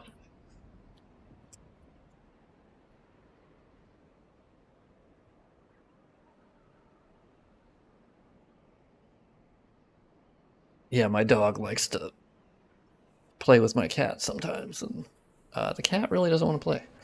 But yeah, the stream will often be brighter than what it actually looks like in my game. Kind of a weird thing, but that's just a known streaming issue. Yeah, this is an issue I've run into where I was messing with the mesh shading on this model, and I haven't really had any issue with mesh shading on other models, but specifically this one has this really weird black smudginess, weird, awful mesh shading that's only appearing in this very specific spot. And yeah, I don't know. It's weird. Okay, my cat's kind of horny right now, so he's moving around doing a bunch of stuff. Okay, all right, Dragon, I know you're going to breathe some fire. I need to drink coffee. Oh, I didn't go. No, I did go for. Oh, fuck you. I thought I was out of your range, big dog. Just let me kick down the ladder, okay? Just be nice. I have an OLED screen? Oh, shoot. Yeah, OLED screens are fucking... Oh, I forgot it changed the texture up here, too. Shit. Oops. I forgot that when I changed the texture, this was also part of it. Oops. I mean, I'm okay with that. It's just the scaling is off. Ooh, actually, I can fix that. Hold on.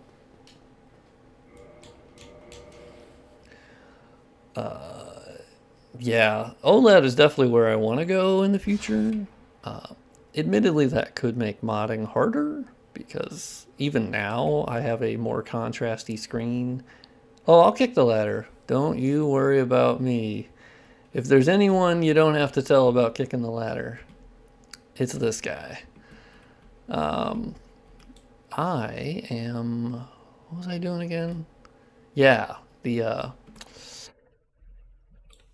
texture up here. Oh, it's 2012. I already have that loaded. That's right. Yeah, I know about the ladder. That'd be funny if I got 1,700 hours in the game and I didn't know about the ladder shortcut. That would be funny. Okay. Let's load the textures. Okay. Oh, shit. Did I not select that? I did not select that. Hee. I mean, it could make your job even easier with more accurate colors and contrast.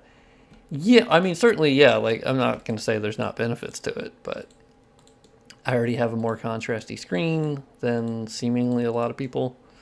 It's not like it's an amazing monitor, but it's a VA panel, 4K monitor, whatever. But it does have a higher native contrast ratio than seemingly a lot of people if they're like playing it on their TVs, or because I'll get that complaint sometimes, and I'm like, I can only base it around the screen I have, and then anything else you guys can change the brightness.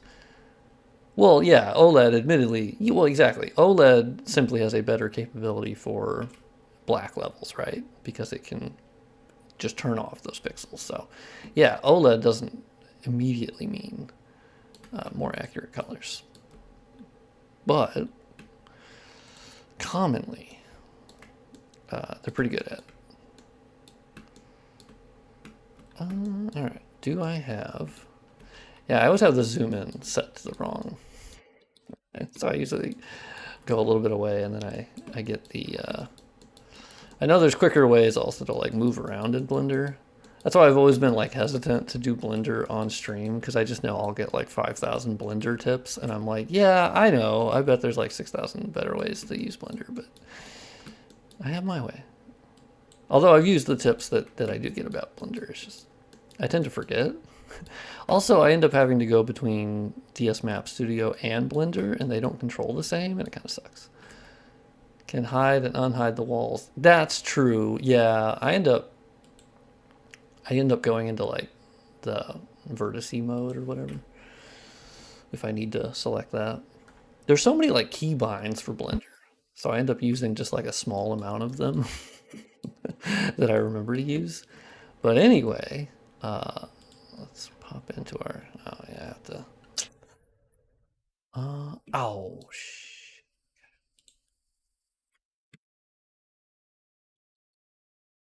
sometimes I'll use the unwrapping that's built into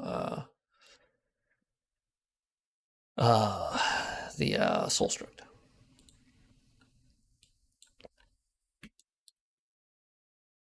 And then we just, oh, not that way.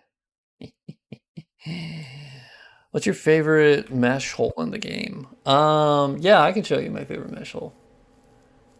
You'll end up using all the binds you need eventually. True.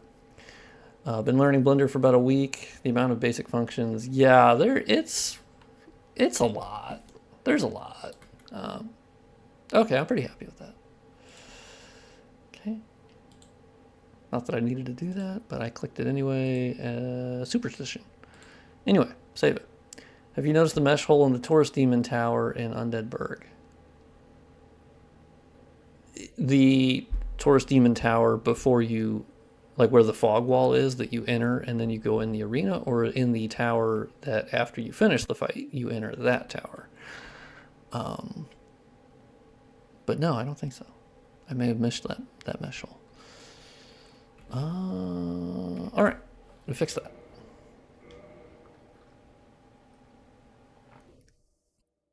After the undead that throws you, oh, got it, okay. Knight Rider is correct. Which one? That's true. There's always a lot. Oh, thank you for the kind words. I just wanted, a couple super nice people. All right. Jokum? I'll never say anything correctly. Vegeta, I'm assuming, is what that, Vegeta Loca. Thank you guys for the kind words. Yeah, I hit 10K faster than I thought, because the Bloodborne video went bananas, and I was like, oh, interesting. That's wild. The homies yearn for the old blood. I hear. Wait, wait, what? Did I? I didn't kick the ladder yet. I'm really bad with talking. Or wait, I killed him. Okay, so I have the souls. Okay. And I think I picked up one. I could kindle it, but I ain't no bitch. I don't need 10 heals. I also forgot this candlestick here. I was doing a test where I ripped this from, what's his name? Chester. Where Chester is? Yeah, I know. I kept looking around. Thank you for all the mods. You rock. Is the Swedish version of Joaquin. Oh, cool. Cool. I like it. I dig it. No, I grabbed this candlestick thingy candle holder from Marvelous Chester and Ulasil, and then I realized that the special effect that it had on it for the fire was actually just a special effect, and so it ended up being a thing I didn't need to do, but such is life. Okay, I have 4,900. Let's level up. Ooh.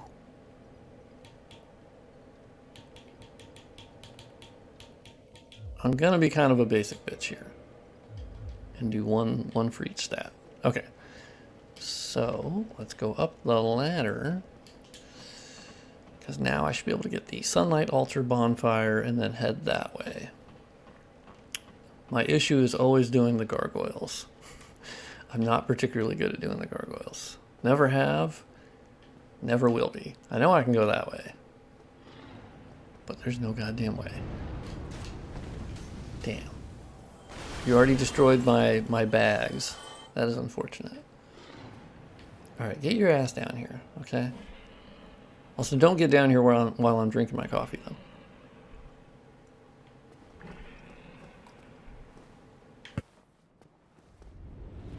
Okay, well, don't be stubborn, okay? I request you get down here, okay?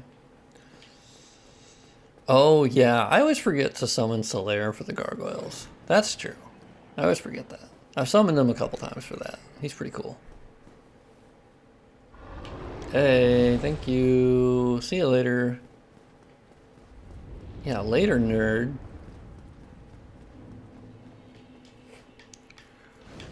Alright, you're gonna stare at me. But luckily... Yoink! Actually, let me pull up. Oh yeah, I forget that he's not actually up here when you pull him up in DS Map Studio. He's like out flying somewhere. I always forget. Where are you at, big dog? Where are you at? I forget where you sit. I can just look at the character list. Yeah, I know. Well, my basic bitch tendency is to get the Claymore. I got a mace. I'm gonna go with the mace. I don't use this Y-hander. How do you keep track of all your changes to the game? Well, in short, really badly. I don't have like a running list of everything I changed, mostly because I go, ugh, that's gonna be such a bitch to maintain. Having to like update it every single time I do something. So I just never stop working on the game, so I always know what I did just recently. So it's not a great system, but I just keep working on it forever and ever and ever. Hey, there he is. Okay, 3430. Okay, let's go into our character folder. So we can pull that up in Blender. If he can be summoned to help, it means he beat them already. Let's see, 3430. Nope, wrong one. 3431. I always forget. There's something where I think it uses 3431 and 3430. I already did the textures, so I don't need to worry about that. I already ported over the prepare to die texture.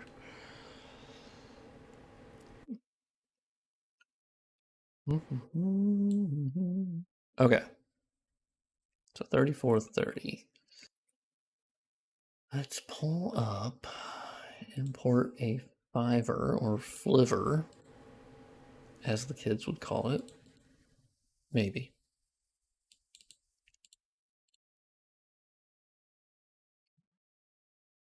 Hey, he's very nice and purple, by the way. Oh, he has one portion called C3460 wet. Love to see it. So usually, because I've already done the textures, so normally I like to see, yeah. So usually it's the smooth custom normals. So it smooths out some of the rough edges. Doesn't change the geometry, just how they look. Yay, you're streaming, keep up the good work. Told them all my friends about Remastered. That's very sweet. My brother occasionally texts me and he's like, hey, someone at work, they watch your videos. And I'm like, well, that's weird. That's fucking weird. I'm never going to get used to that. But no, thank you. Thank you very much. So I'll just export the fiver. So just a little bit of mesh shading update. Very minor. Not noticeable, I think, by anyone.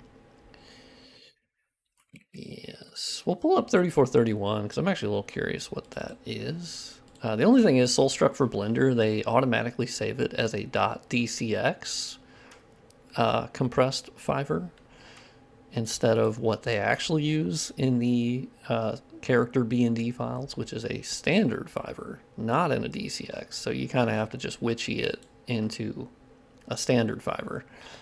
And then when you repack it, it will pull in the correct fiber. So 3431, I'm a little curious. What is 3431? Offhand. Hey, it's his tail. That's the tail you cut off. You'll love to see it.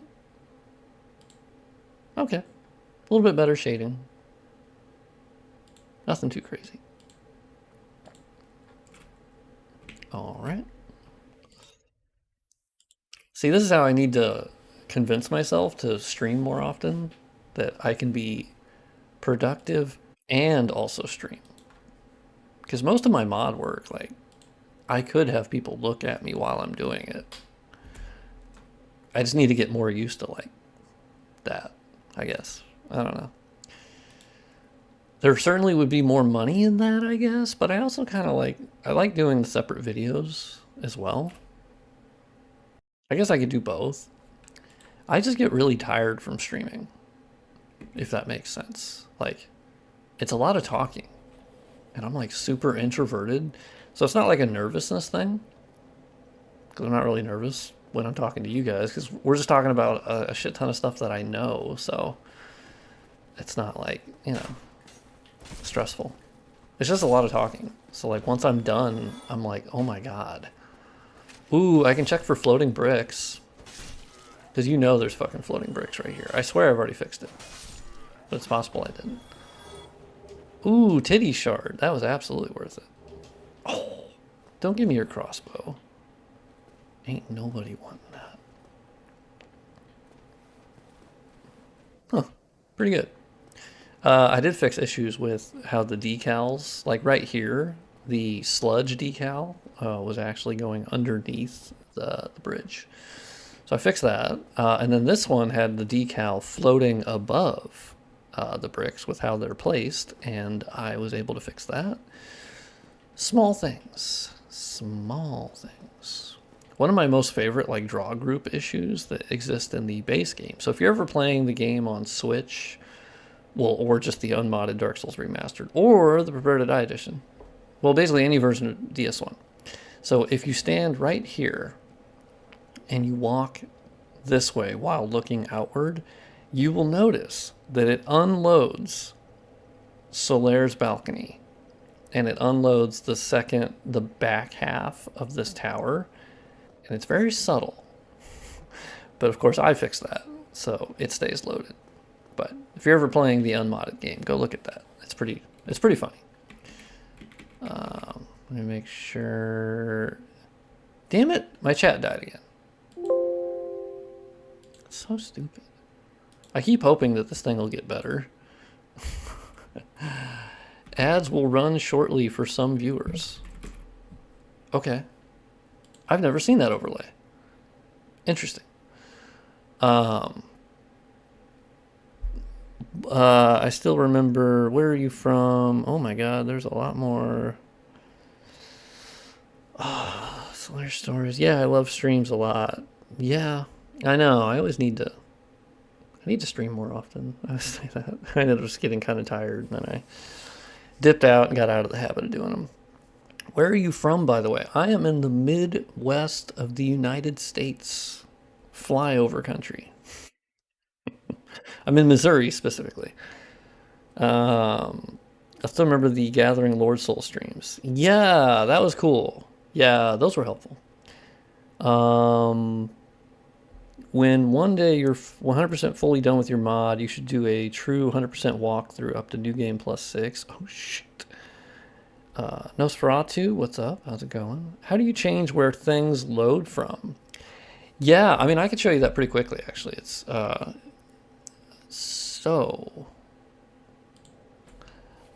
basically, you need to have a DS Map Studio project, which I do have a video that I released like 4 days ago, where it was like getting started with Dark Souls modding. I need to do episode 2, but basically, highly recommend watching that video if you haven't, because that will show you how to create your DS Map Studio project, but it's pretty easy.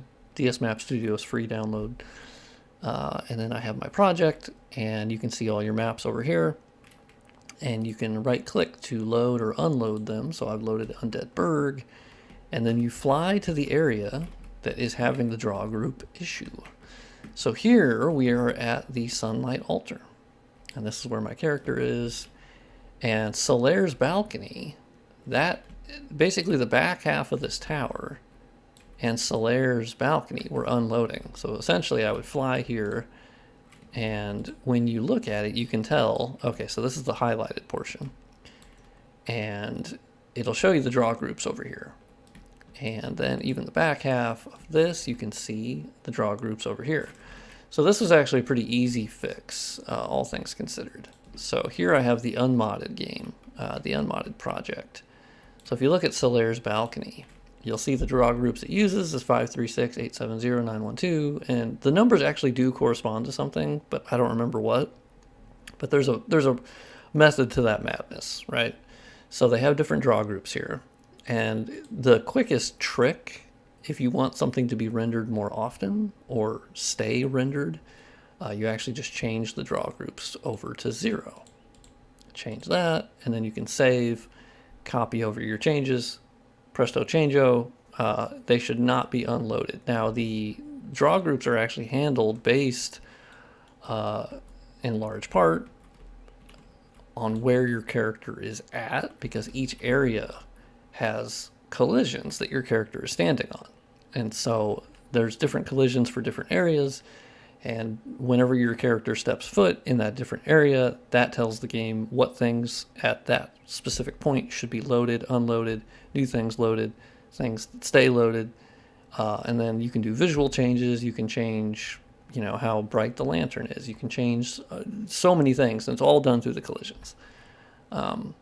And in DSR, you can't see them. Like, there's not a physical representation of what a collision is, but essentially the collision is very much the replication of this map piece here, the mesh, because that way your character doesn't fall through it in the game. It's a whole thing. That's a small, quick. Oh, I did load it up again. Okay, let me do new widget.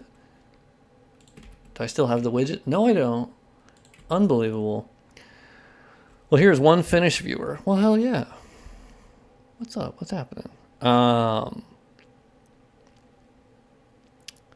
Is your mod the only one that restores prepare to die edition lighting to DSR? As far as I know, yes. I think. Maybe there's other ones that I think there's obviously the visual overhaul that came out in 2018, so like shortly after the game came out, and then it was never updated again. It made the game kind of darker, but it wasn't like specifically Prepare to Die edition. That's the funny thing. A large part of restoring the Prepare to Die edition look was how I pulled almost every Prepare to Die edition version of textures. Of all the textures, and then put them in Dark Souls Remastered, because some of them are more contrasty in Prepare to Die edition, like the actual texture itself, and then the Dark Souls Remastered version was washed out for whatever reason. I'm not entirely sure why. And so that is,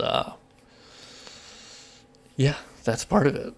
What happens if you set all meshes in the draw group 0? So, I mean, obviously you'll lose performance by loading them all at once, and it might crash. Now, I had done that prior, where I had made just more things render all at once, and then got rid of the fake meshes that it would use, which you can do that. You just have to then manage and make sure that no meshes are overlapping, because that's Dark Souls 1, the way that it's designed, there's a shitload of overlapping meshes based upon where you're at, because they consistently have meshes that are based on where you're at in the game to make it look perspective correct. And so if you load all of them at once, there will be duplicates of a lot of things. It's a giant jigsaw puzzle. And so that's the thing that caused me the most like mental anguish, was unfurling that jigsaw puzzle, specifically Undead Burg and the surrounding areas. That's like the nexus of DS1, right? And yeah, that's your hardest part. The other games are a lot easier because they're kind of straightforward. Constellation, what the fuck is that? Get out of here. Oh my god, Streamlabs, you're killing me. Um, yeah, the other games are a lot more straightforward, where they don't really have like the areas are kind of separate and they're you know distinct and they're a lot more linear. I mean, DS1 is linear, but like in its interconnecting design, it was a giant jigsaw puzzle, which is just a lot harder. Could you go to the entrance to the depths? It seemed like that game is, or that room is a little bright. Ah. Yeah, I can do that. What was I doing? Oh yeah, I was just looking at draw groups. I can make my way back to Firelink.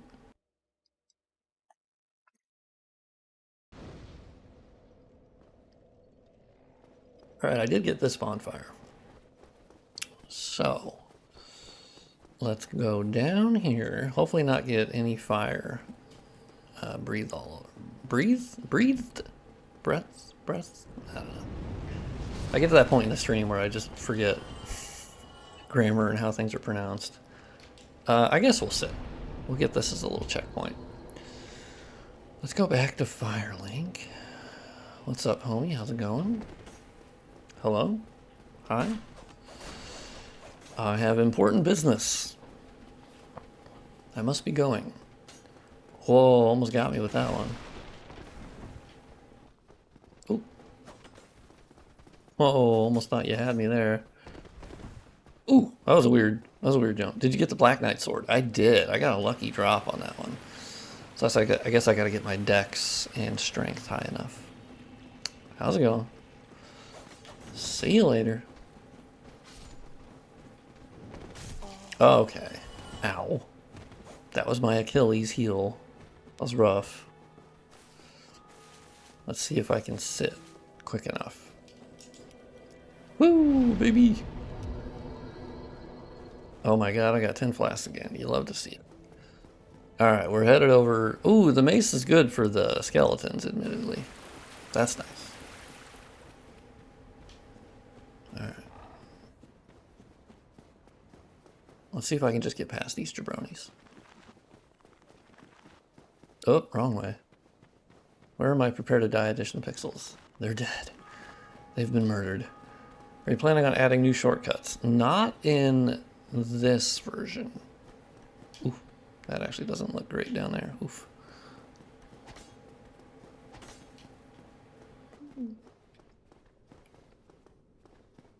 Yeah, okay, that's right. They stopped there. So this one seems correctly dark. Oh, the depths, not the catacombs. Damn it. I get those mixed up. Let me go to the depths. That's my bad. Yeah, the depths, not the catacombs. Yeah. Well, this character does not have access to the depths yet. However, I can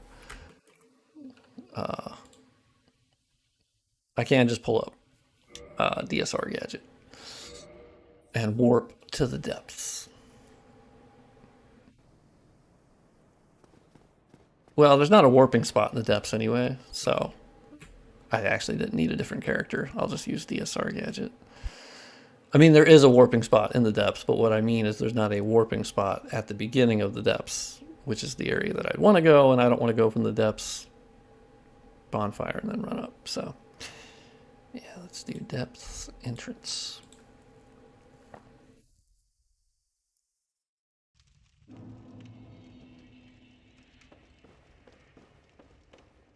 Oh, yeah, this still has that really annoying, nasty ass looking decal.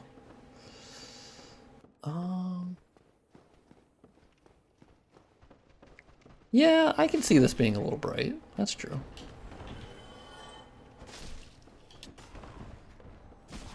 It's...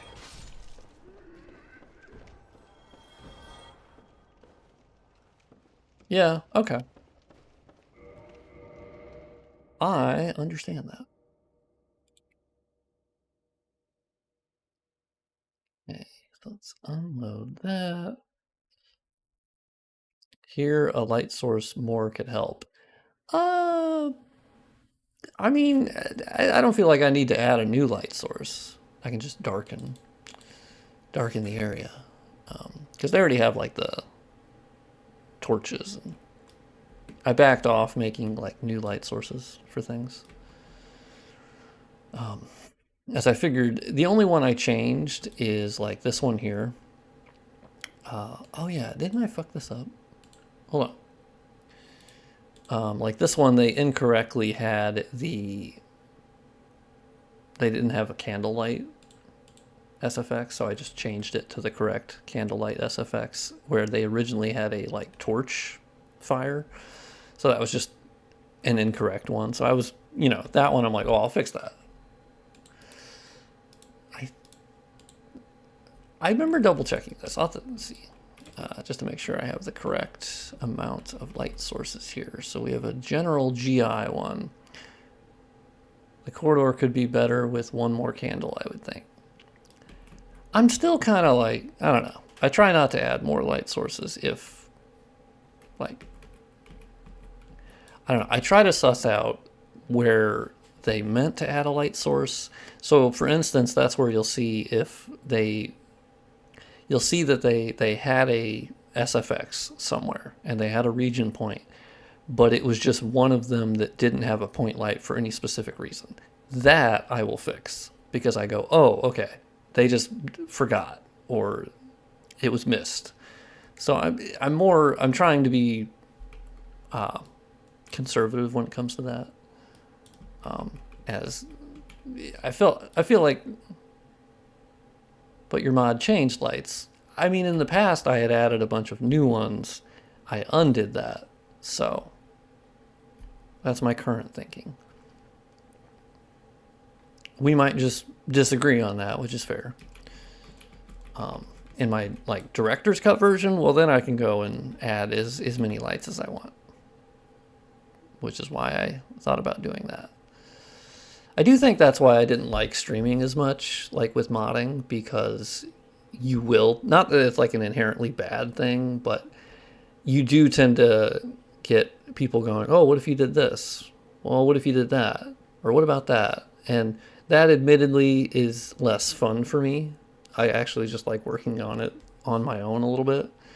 And I think it's okay for people to like want to see that and hang out, but there's a little bit of that where you feel backseated as far as like modding. I think it's more so like pointing out like, oh, hey, did you notice that mesh hole? That's fine. But I think coming in and being like, oh, you should put a light there. What about a light there? What about this? What about it?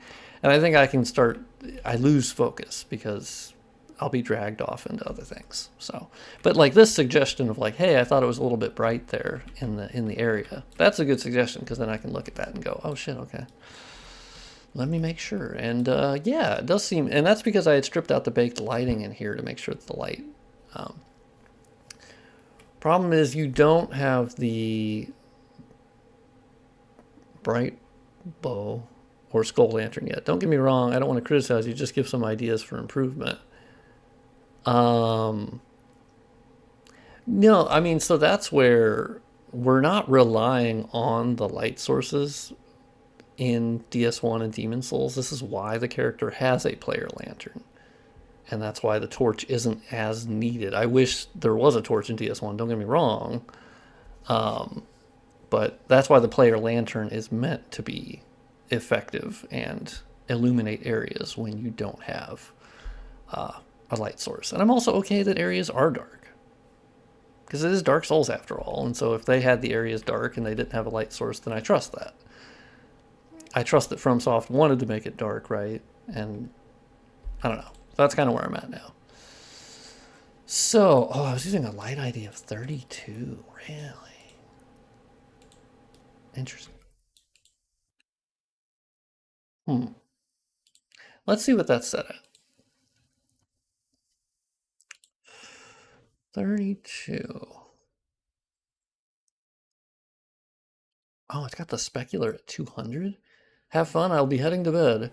Hope you have a good sleep.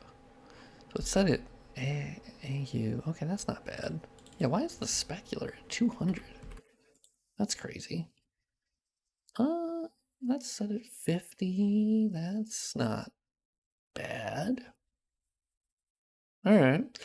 What do I have that care? So what were they set at? They were set at a light ID of 2. So let's see what they had it at in the unmodded game. Oh wow, they had it at 400 and 200? Oh shit. Huh. Okay. Interesting. Interesting. Let's see what the tone mapping is set to. So I lowered that. Even though they had their specular up pretty high. Huh. Okay. Duly noted. Let's see what I have the tone mapping set to.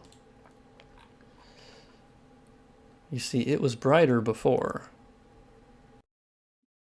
I thought you were originally saying that you thought it was already too bright. So they had light ID of 7 is what we're using for the character. Okay. Yeah, okay, good. So I'm still using the right direction for that. And for the player, oh really? The player's set at 50. Let's fix that. No, too dark. Huh. I guess I don't think it's too dark. We might just disagree on that one. I don't think one candle is gonna make a huge difference, to be honest. That's just me.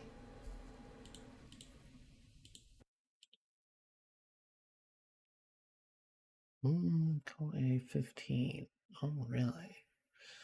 What were they doing? So they had 15. Okay. Yeah. And they had it at 60. Sure, sure. Once again, let's see what the tone mapping is set to. Tone map. 0.04. Okay. Sure, sure. So originally they had it at 0.04. So okay, I have the same settings. Okay. I guess I'll look. I don't know. It didn't seem too dark to me. But once again, that's going to be another issue with people's monitors. There's no way I can't mod around that. There's just, I'm not going to do that because it's impossible. So I can get it to a level and then people can alter their brightness on their end.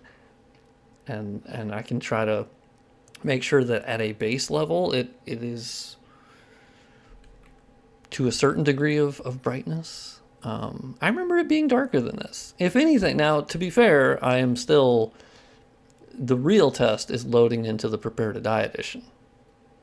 And however the brightness is there, that is ultimately my North Star. So if that was darker, then I go with that.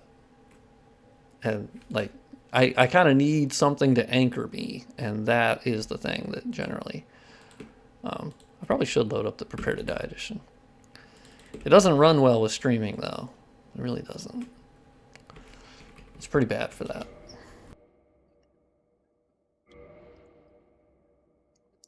Really in the depths, you just got to make sure that the player lantern is usable.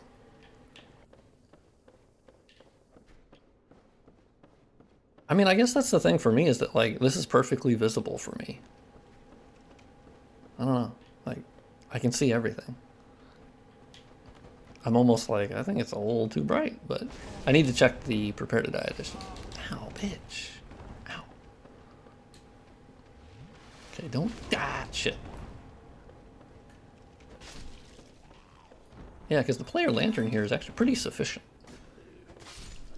Oh, one shot, baby. You love to see it. Man, the torch guys are the fucking worst. Oh, baby. Oh, what's up, Butcher? Wow, you aggroed all the way from up there? That's crazy. Okay, well, you're not this. Oh, he did break his little obstacle. Nice. Smart. How dark is your game brightness? It is set at 5, the default setting. And also, the funny thing is, you're actually watching the stream, which is, by default, you know, tends to be brighter just by how it's like capturing the game and then streaming it. So it'll be darker on my monitor. Ooh, bitch. Can I parry you? Oh my god, I can. Yeah, it's set at 5, so I play at the default brightness.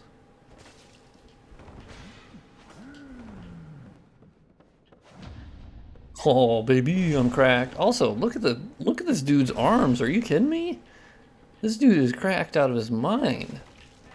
Oh shit. Oh my god. Okay, auto target kind of tried to fuck me there, if I'm honest. Wow, I do not do a lot of, oh, okay, well, oh shit. Oh, I got, oh fuck.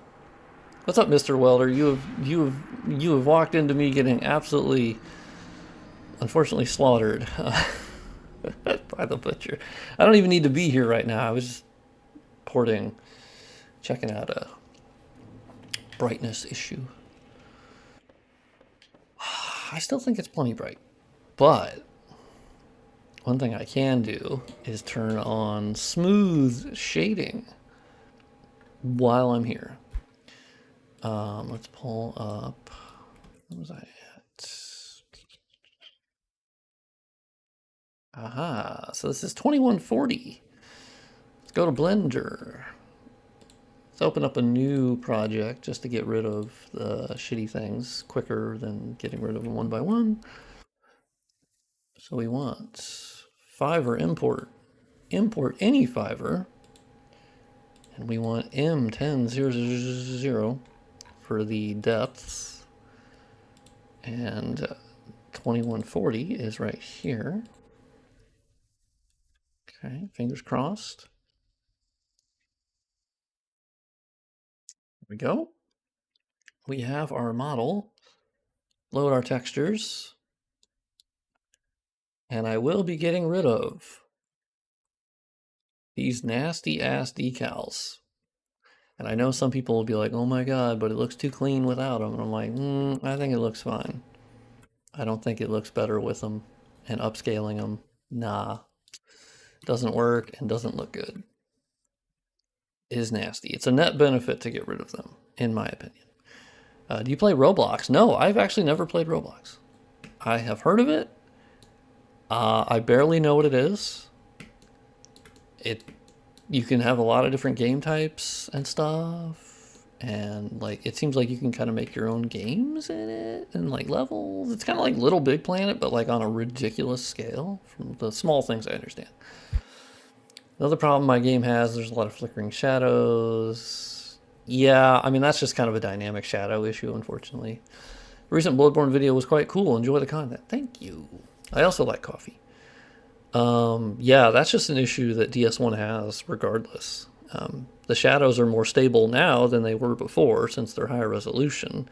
And I've messed with the shadow bank settings, but unfortunately the engine was never set up to have this many dynamic shadows at once. So depending on the map, it's going to be worse than others with how the flickering is. You should see Prepare to Die edition when I set all the shadows on for that.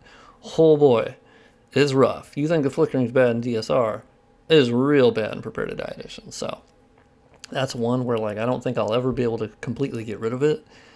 It's map dependent, and it's the worst in the Inner Londo, I believe. And to be fair, some of that Shadow Moor issue was actually present in the original game. So it's kind of a known issue. This might sound like a dumb question. Do I need to know programming to get into game modding? No, thankfully not. Certainly it couldn't like hurt, but no, like in my actual normal like modding, I don't code at all. So it's the most I ever do is like XML files. Occasionally you'll open an XML file and just you kind of look at the formatting, but it's not really coding. It's just like the most I'll show you. Yeah, so the most you'll do, at least in my experience with the visual modding that I'm doing, is like you'll have a folder that has a texture in it. Yeah, I mean, so the only time you'll be coding in Dark Souls modding really is if you were doing like event scripting. So you kind of just get used to their scripting language, but yeah, if it's just asset related, you're not really coding at all ever. It's mostly drag and drop and interface and the GUIs or whatever. But here you have like a normal map, and I'll open the actual XML file that controls how it's packed and unpacked, and it's just the formatting, but it's not really coding.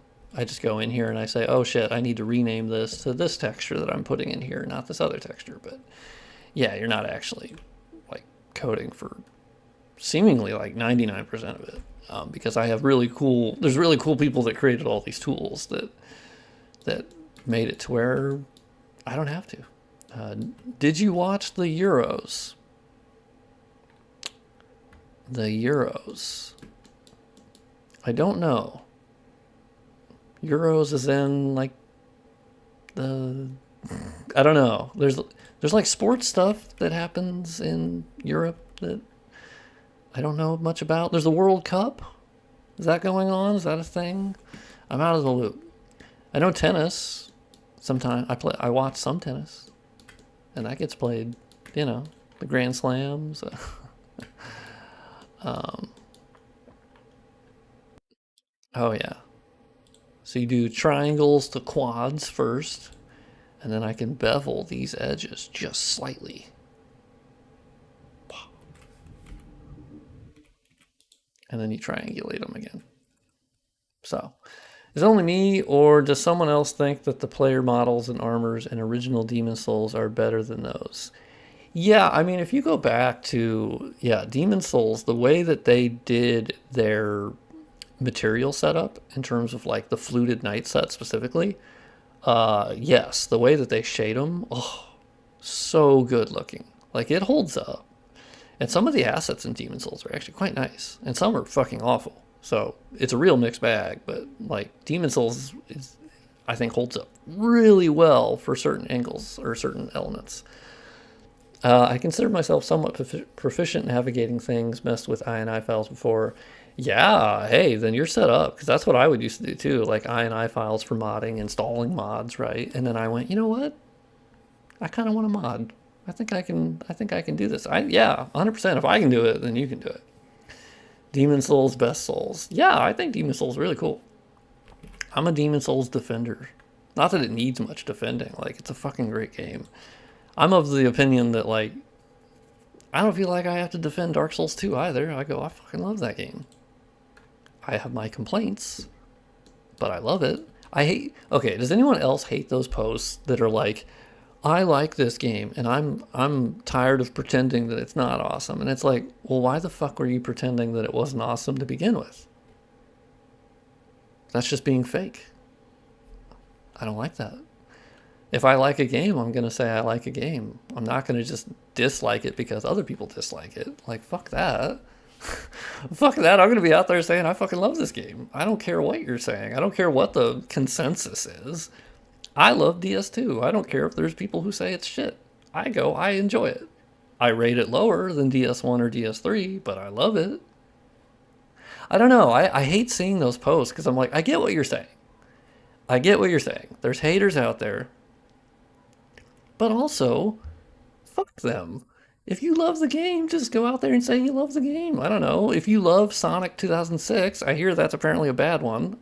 Say you love the game. I don't know. Like, whatever. Again, I wouldn't say DS2 bad, but it just feels quite different. 100%.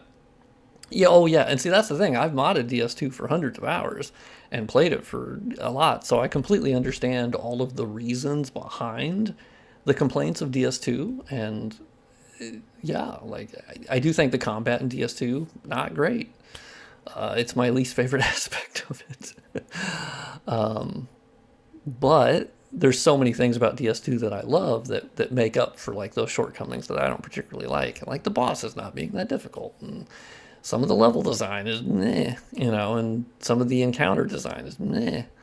But the NPC storylines, the world, the lore, I love the lore. I love the little breadcrumbs towards DS1, but they were really like out of the way. Like they weren't shoved in your face like DS3, which the more I've played DS3, the more I'm weirded out by how much they shout it from the mountaintops that DS1 exists. Like, fucking, I get it. Yeah, hitboxes are kind of weird in DS2. The dead zone's weird in DS2. I don't like the Estus in DS2. I love life gems. I'm a hoe for life gems. I love them, and I loved power stancing. I love the build variety. I love the fashion souls in DS2. None of the Dark Souls games has as much fashion souls as Dark Souls 2, just in sheer quantity, but also just some of them look fucking awesome. So he was not, yeah, Hidetaka Miyazaki supervised DS2. Now we don't really know what that means, but DS2 brought a lot of things to the formula that we still have today, like fast travel from the start. The Ferris Lockstones became Swordstone keys. Power stancing obviously came back with Elden Ring. The better menu system, how you use items, the Estus upgrade system, we still have that today. So, and there's other things too, but I think Dark Souls 2 tried a lot of things. It didn't succeed with all of them, but man, I like playing that game. I enjoy being in that world. And Majula, obviously, is probably one of the biggest parts. Like, even the people who don't like Dark Souls 2, they're like, dude, Majula is so fucking good, man. As a hub world, oh my god. It's so good. That and the Nexus for Demon Souls, those are kind of like, well, in the Hunter's Dream. Dark Souls 1, I think, has the weakest hub world. Because, like, it is a hub world, but, like, your Firekeeper doesn't really play a big role. She's kind of just hanging out down there. She can't talk. Then she get her tongue back. Then she can talk. But did my chat crash again? Probably.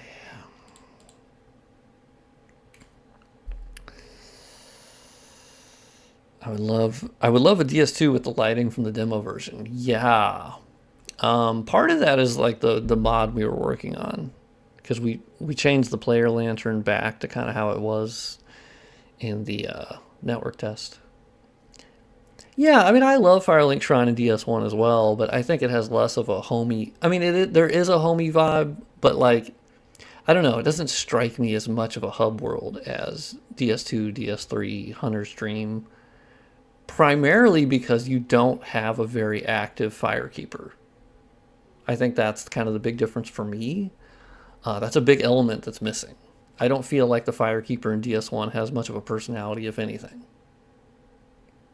And that's a big element that I think is missing. And I say this, I always have to couch my criticisms with, I'm the biggest DS1 hoe in the goddamn world. I've spent 1,700 hours in DS1, so I feel like of anything I have room to speak on. That's just a personal preference thing. But I like having a really active Firekeeper. I do think it's weird that, like, DS3, it's really fucking weird how DS3 just goes, hey, Andre's here. Why? I don't know. He is. Okay. Yeah. Yeah, Elden Ring, very similar situation where Roundtable Hold, I liked Hugh the blacksmith. That was a bit, yeah, it's not as much of a hub by design.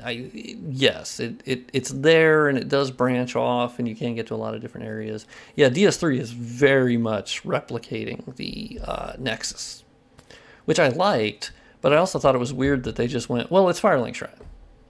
It's like, well, it doesn't really look like it. It doesn't really have any element that, other than, well, even Andre's here, he wasn't in Firelink Shrine. I mean, although in a cut original version of DS1, he was the one that like moved a statue or something.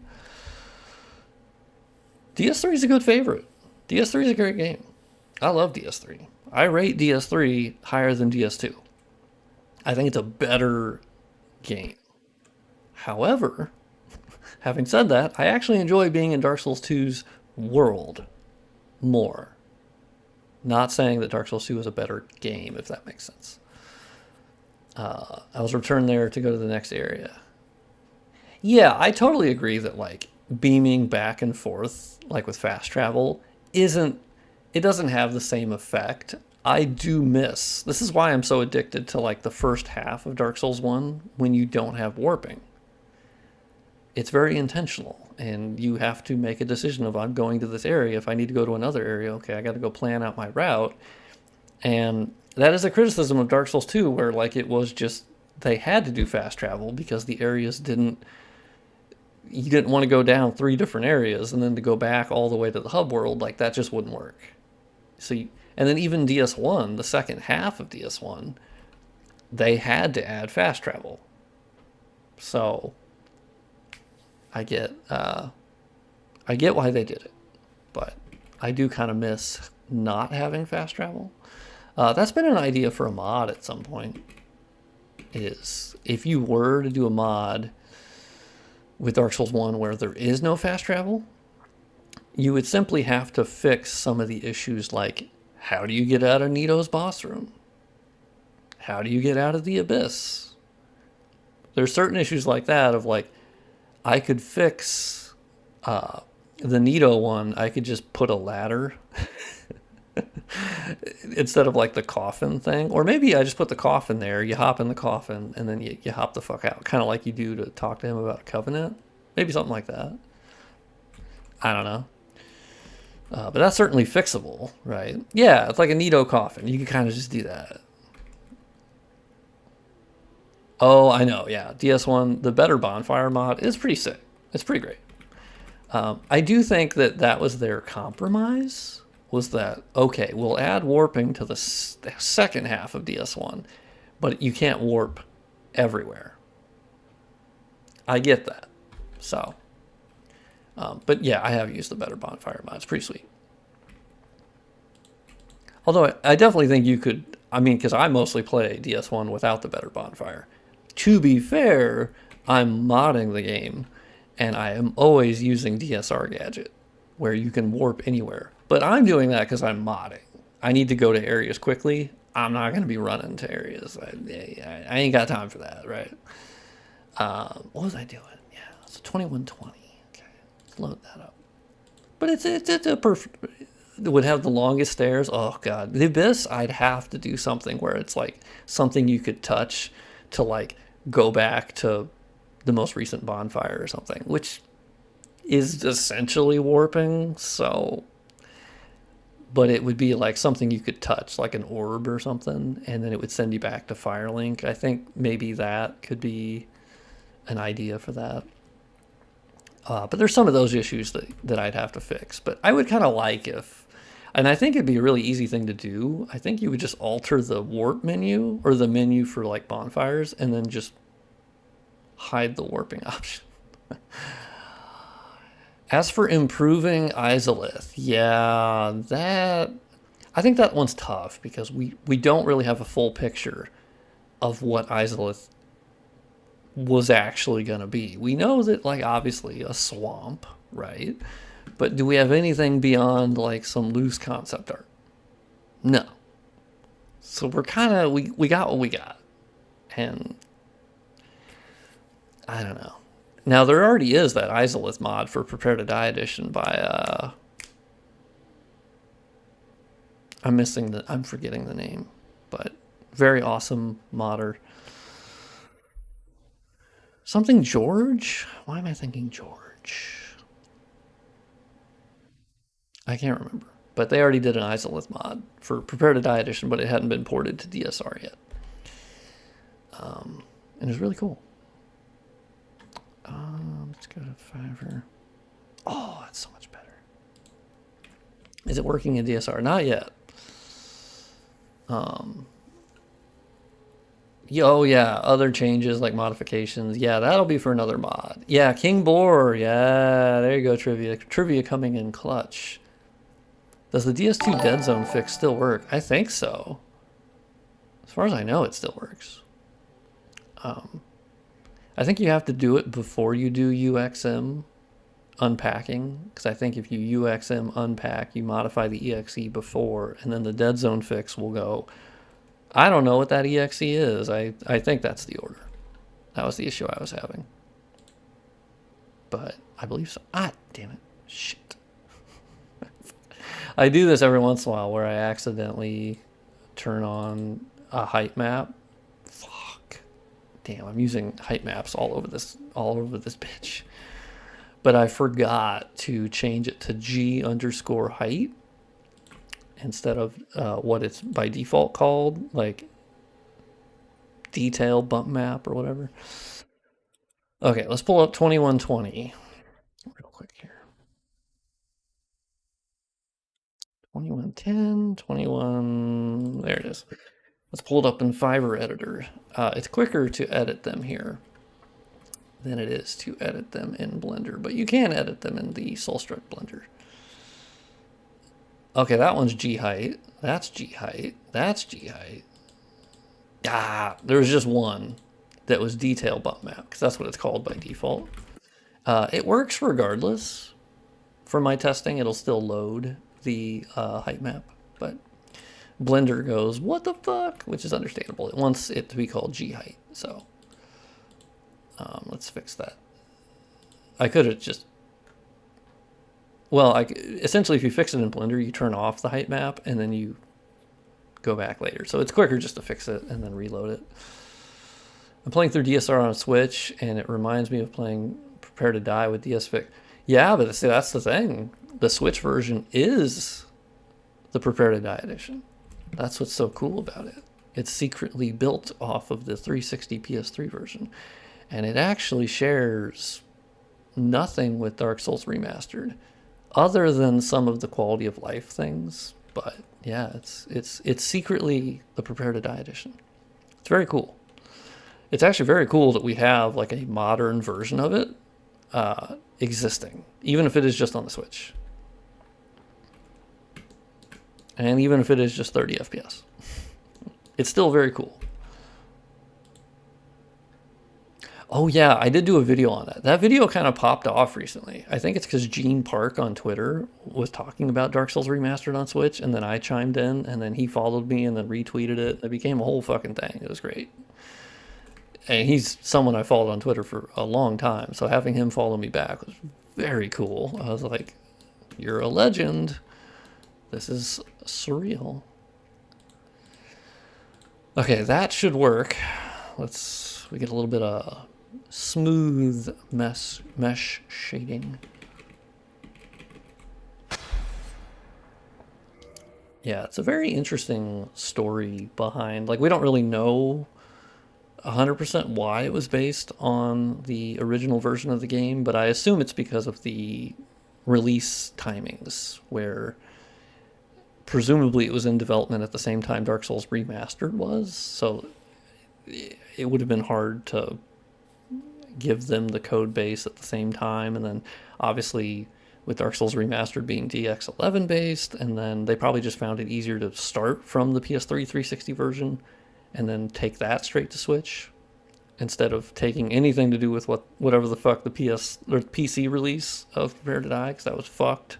And so I'm sure they just went, you know what, let's just start. Let's just start at the PS3 360 version. I think the DSR version is superior to the... Oh, I mean, yes, in terms of, like, it is a better version than the PC version of Prepare to Die, for sure. Do you refer to this as DSRR? I do.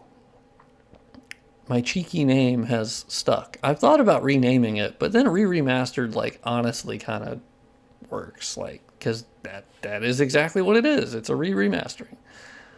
So I call it DSRR.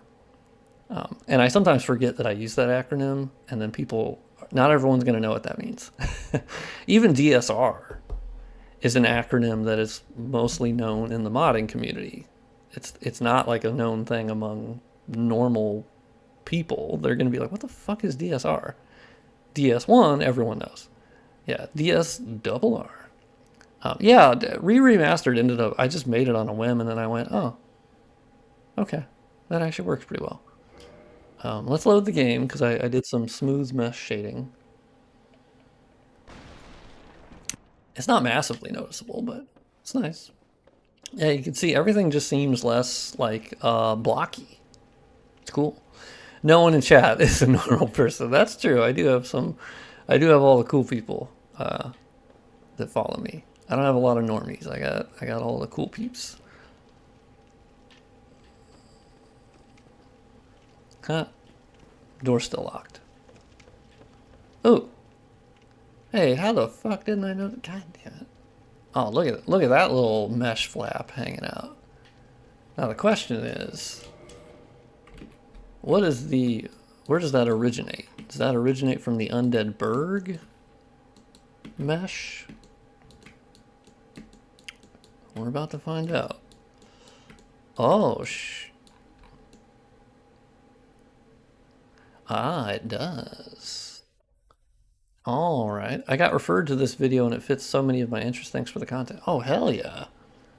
I appreciate that. I've been surprised by how many people seem to experience or enjoy my content. I'm always like, it's like niche fucking stuff. From your experience, does Demon Souls on PS3 emulator work well? It does. Yeah, you can play it like 4K 60 on a pretty modest rig. It's more on your CPU than it is on your GPU. On the GPU side, you could run it on a fucking toaster. But the CPU, you're gonna want probably like at least a Ryzen 3000 series or newer. So that's not like too crazy because the Ryzen 3000 series I think is like from 2018, 2019. Yeah, exactly. Emulating the cell architecture, that's where most of the work is being done. Is it difficult to transfer a Prepare to Die edition mod like Isolate Swamp? As far as I know, no. I mean, I think the problem is a lot of your fivers and like the mod, if you've made model modifications, like those fivers aren't directly comparable because they were set up for 32-bit versus 64-bit, and technically you can load them in DSR, but I've never done that conversion process, so I'm not entirely sure what would be. I've only messed with like textures, and I understand how those convert over because they just sometimes use different compression methods, but it's the same files. They're just sometimes the compression's different. Yeah, 11th gen. Even Intel 10th gen, I think you'd be fine with. Hell, even Intel 9th gen, 8th gen. Those are all pretty decent, I would say. Yeah, chugs more power for sure. Yeah. Intel 10th gen, I think, is pretty hot. 11th gen was really hot. And then the 12th gen. Not that I keep up on Intel like as much as I used to. I do have a Ryzen 5700X now. Gotta run. Nice to catch you on stream. Thank you for tuning in. I appreciate anybody who's watching. I can't promise I'll stream like super often, but I do enjoy doing it. That's the thing. I enjoy it. It just takes a lot out of me. It's a lot of talking, which I enjoy. That's the thing is I just wish I was like more able to not be worn out from it because I like it, you know? It's just, man, it takes a lot out of you. I don't know how people stream for like 8 hours. That's insane. That's bananas to me. I'm just like, I'm dead after like 3 hours. Okay, so now we know it's actually an issue with the Undead Berg map piece. So we can load both at once. And let's go check.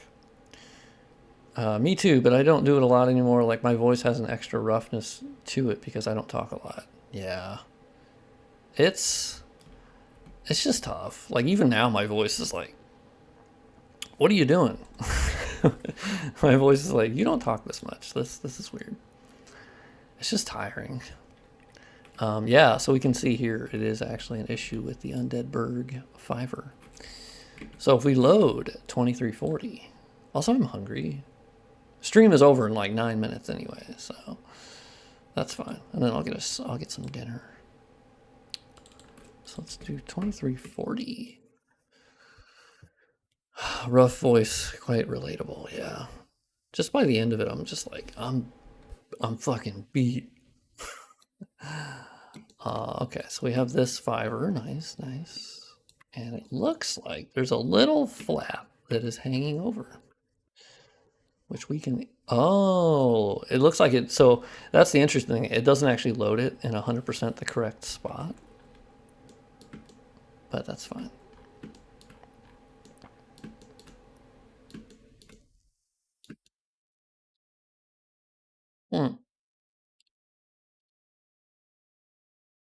I want to say it's probably that one, and I think if I delete that,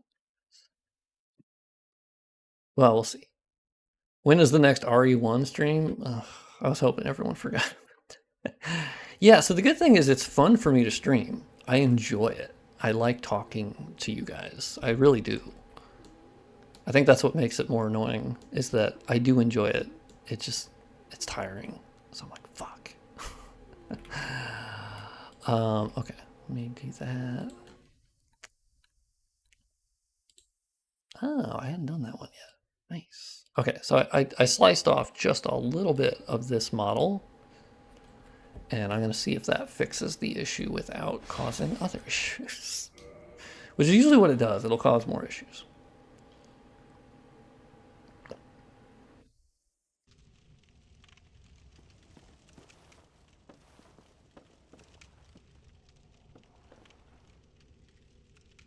Huh. It did actually fix it.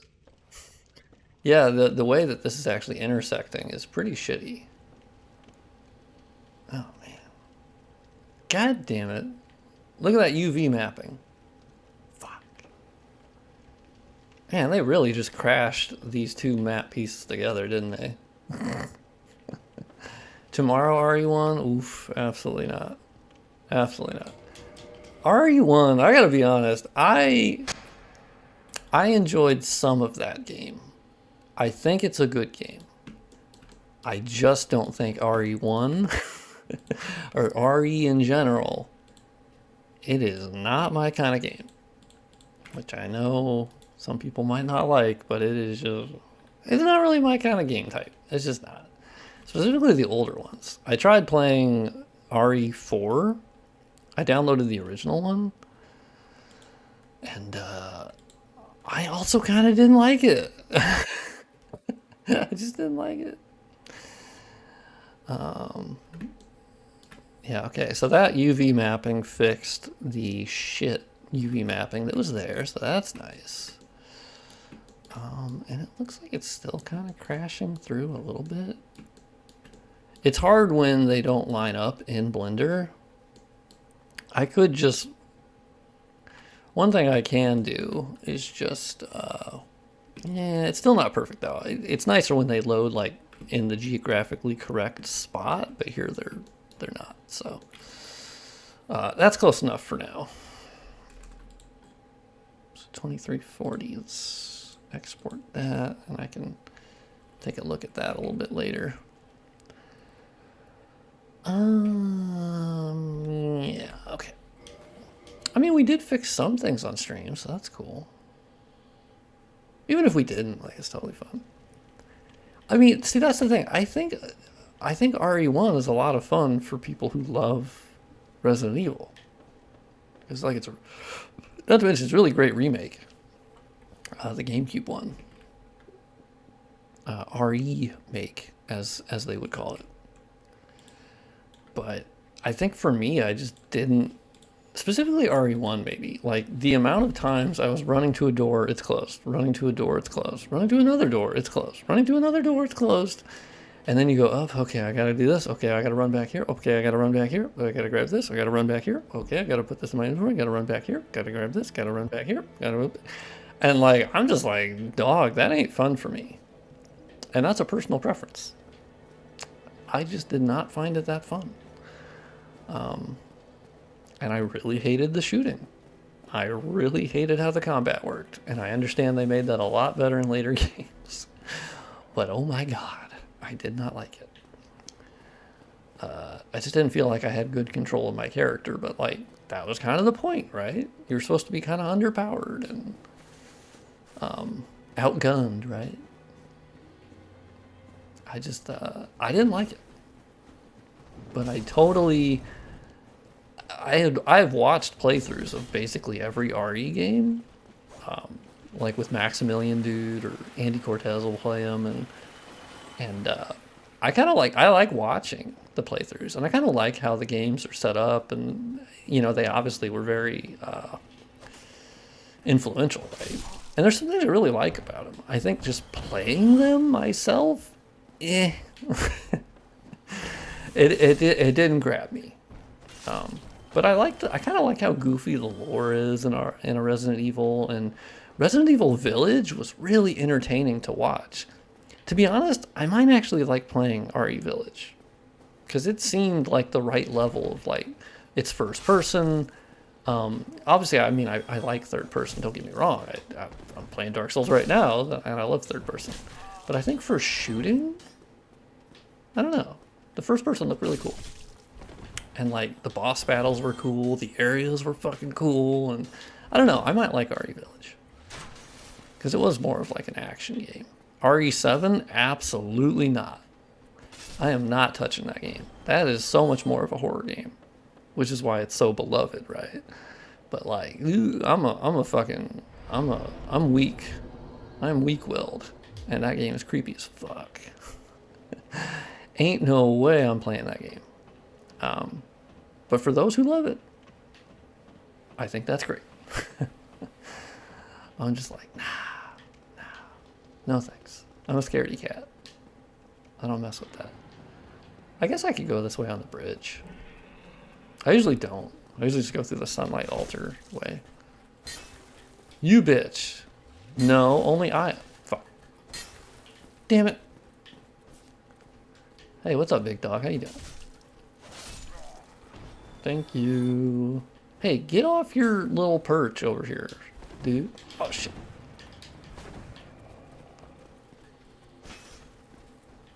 Oh, he fell off. You love to see it. Okay, Rata. No. You don't poison me. I poison you, but I don't have a poison weapon. And I don't even think you can have a poison weapon in this game. I can in DS2, though. I can absolutely infuse.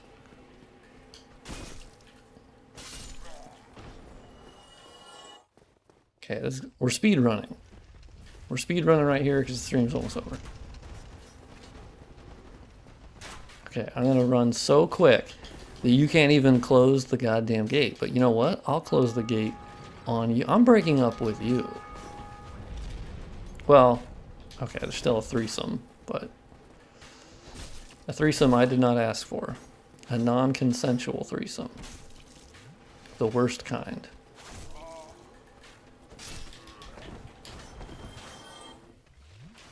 Alright, y'all gotta chill. That's my real point here. Sick. Oh, he's left out. I think I can kill you from here, though. Ah, I definitely can. Okay, and you can kill me from there. To be fair. Bitch. Alright, let's run to Andre, and then I have to end the stream, because I have to pee really badly. It has dawned on me. The coffee has made its way through. Damn it, more mesh shading issues? Oh, fuck me in the ass. Oh my god. Okay, hold on. Hey, hold on. Hold on. You don't want to do what you're... I mean, you kind of do want to do what you're doing, but it'd be very nice if you didn't. Let me request that, okay? Okay, let me get this bonfire.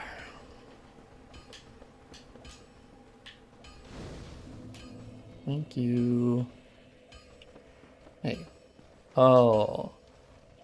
That's so dark. Anyway. Okay. Let me sit.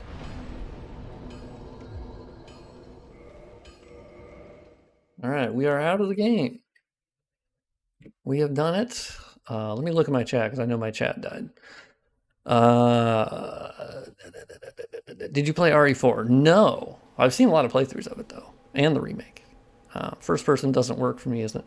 Yeah, I could see that being a divide between, like, the classic and the new. Totally get that. I think they added a... Didn't they add a first-person mode or a third-person? I know they did a VR version of... I can't remember. Hey, FromSoftware, what's up? I am going to end the stream now. So I appreciate everyone tuning in. Thank you. I'll let you know when I stream again.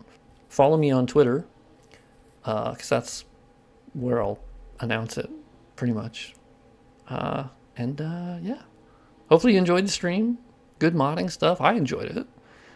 I'm not going to take a nap. No, I'm actually going to have dinner, and then take the dog out, and then take care of the cats. You know, do all all the good stuff. But I'll stream again because I really love it. I just I'm an introvert and I'm tired. I'm chronically tired. But anyway, yes, I will stream again. I'll let you know. Follow me on Twitter, and I hope you guys have a good day.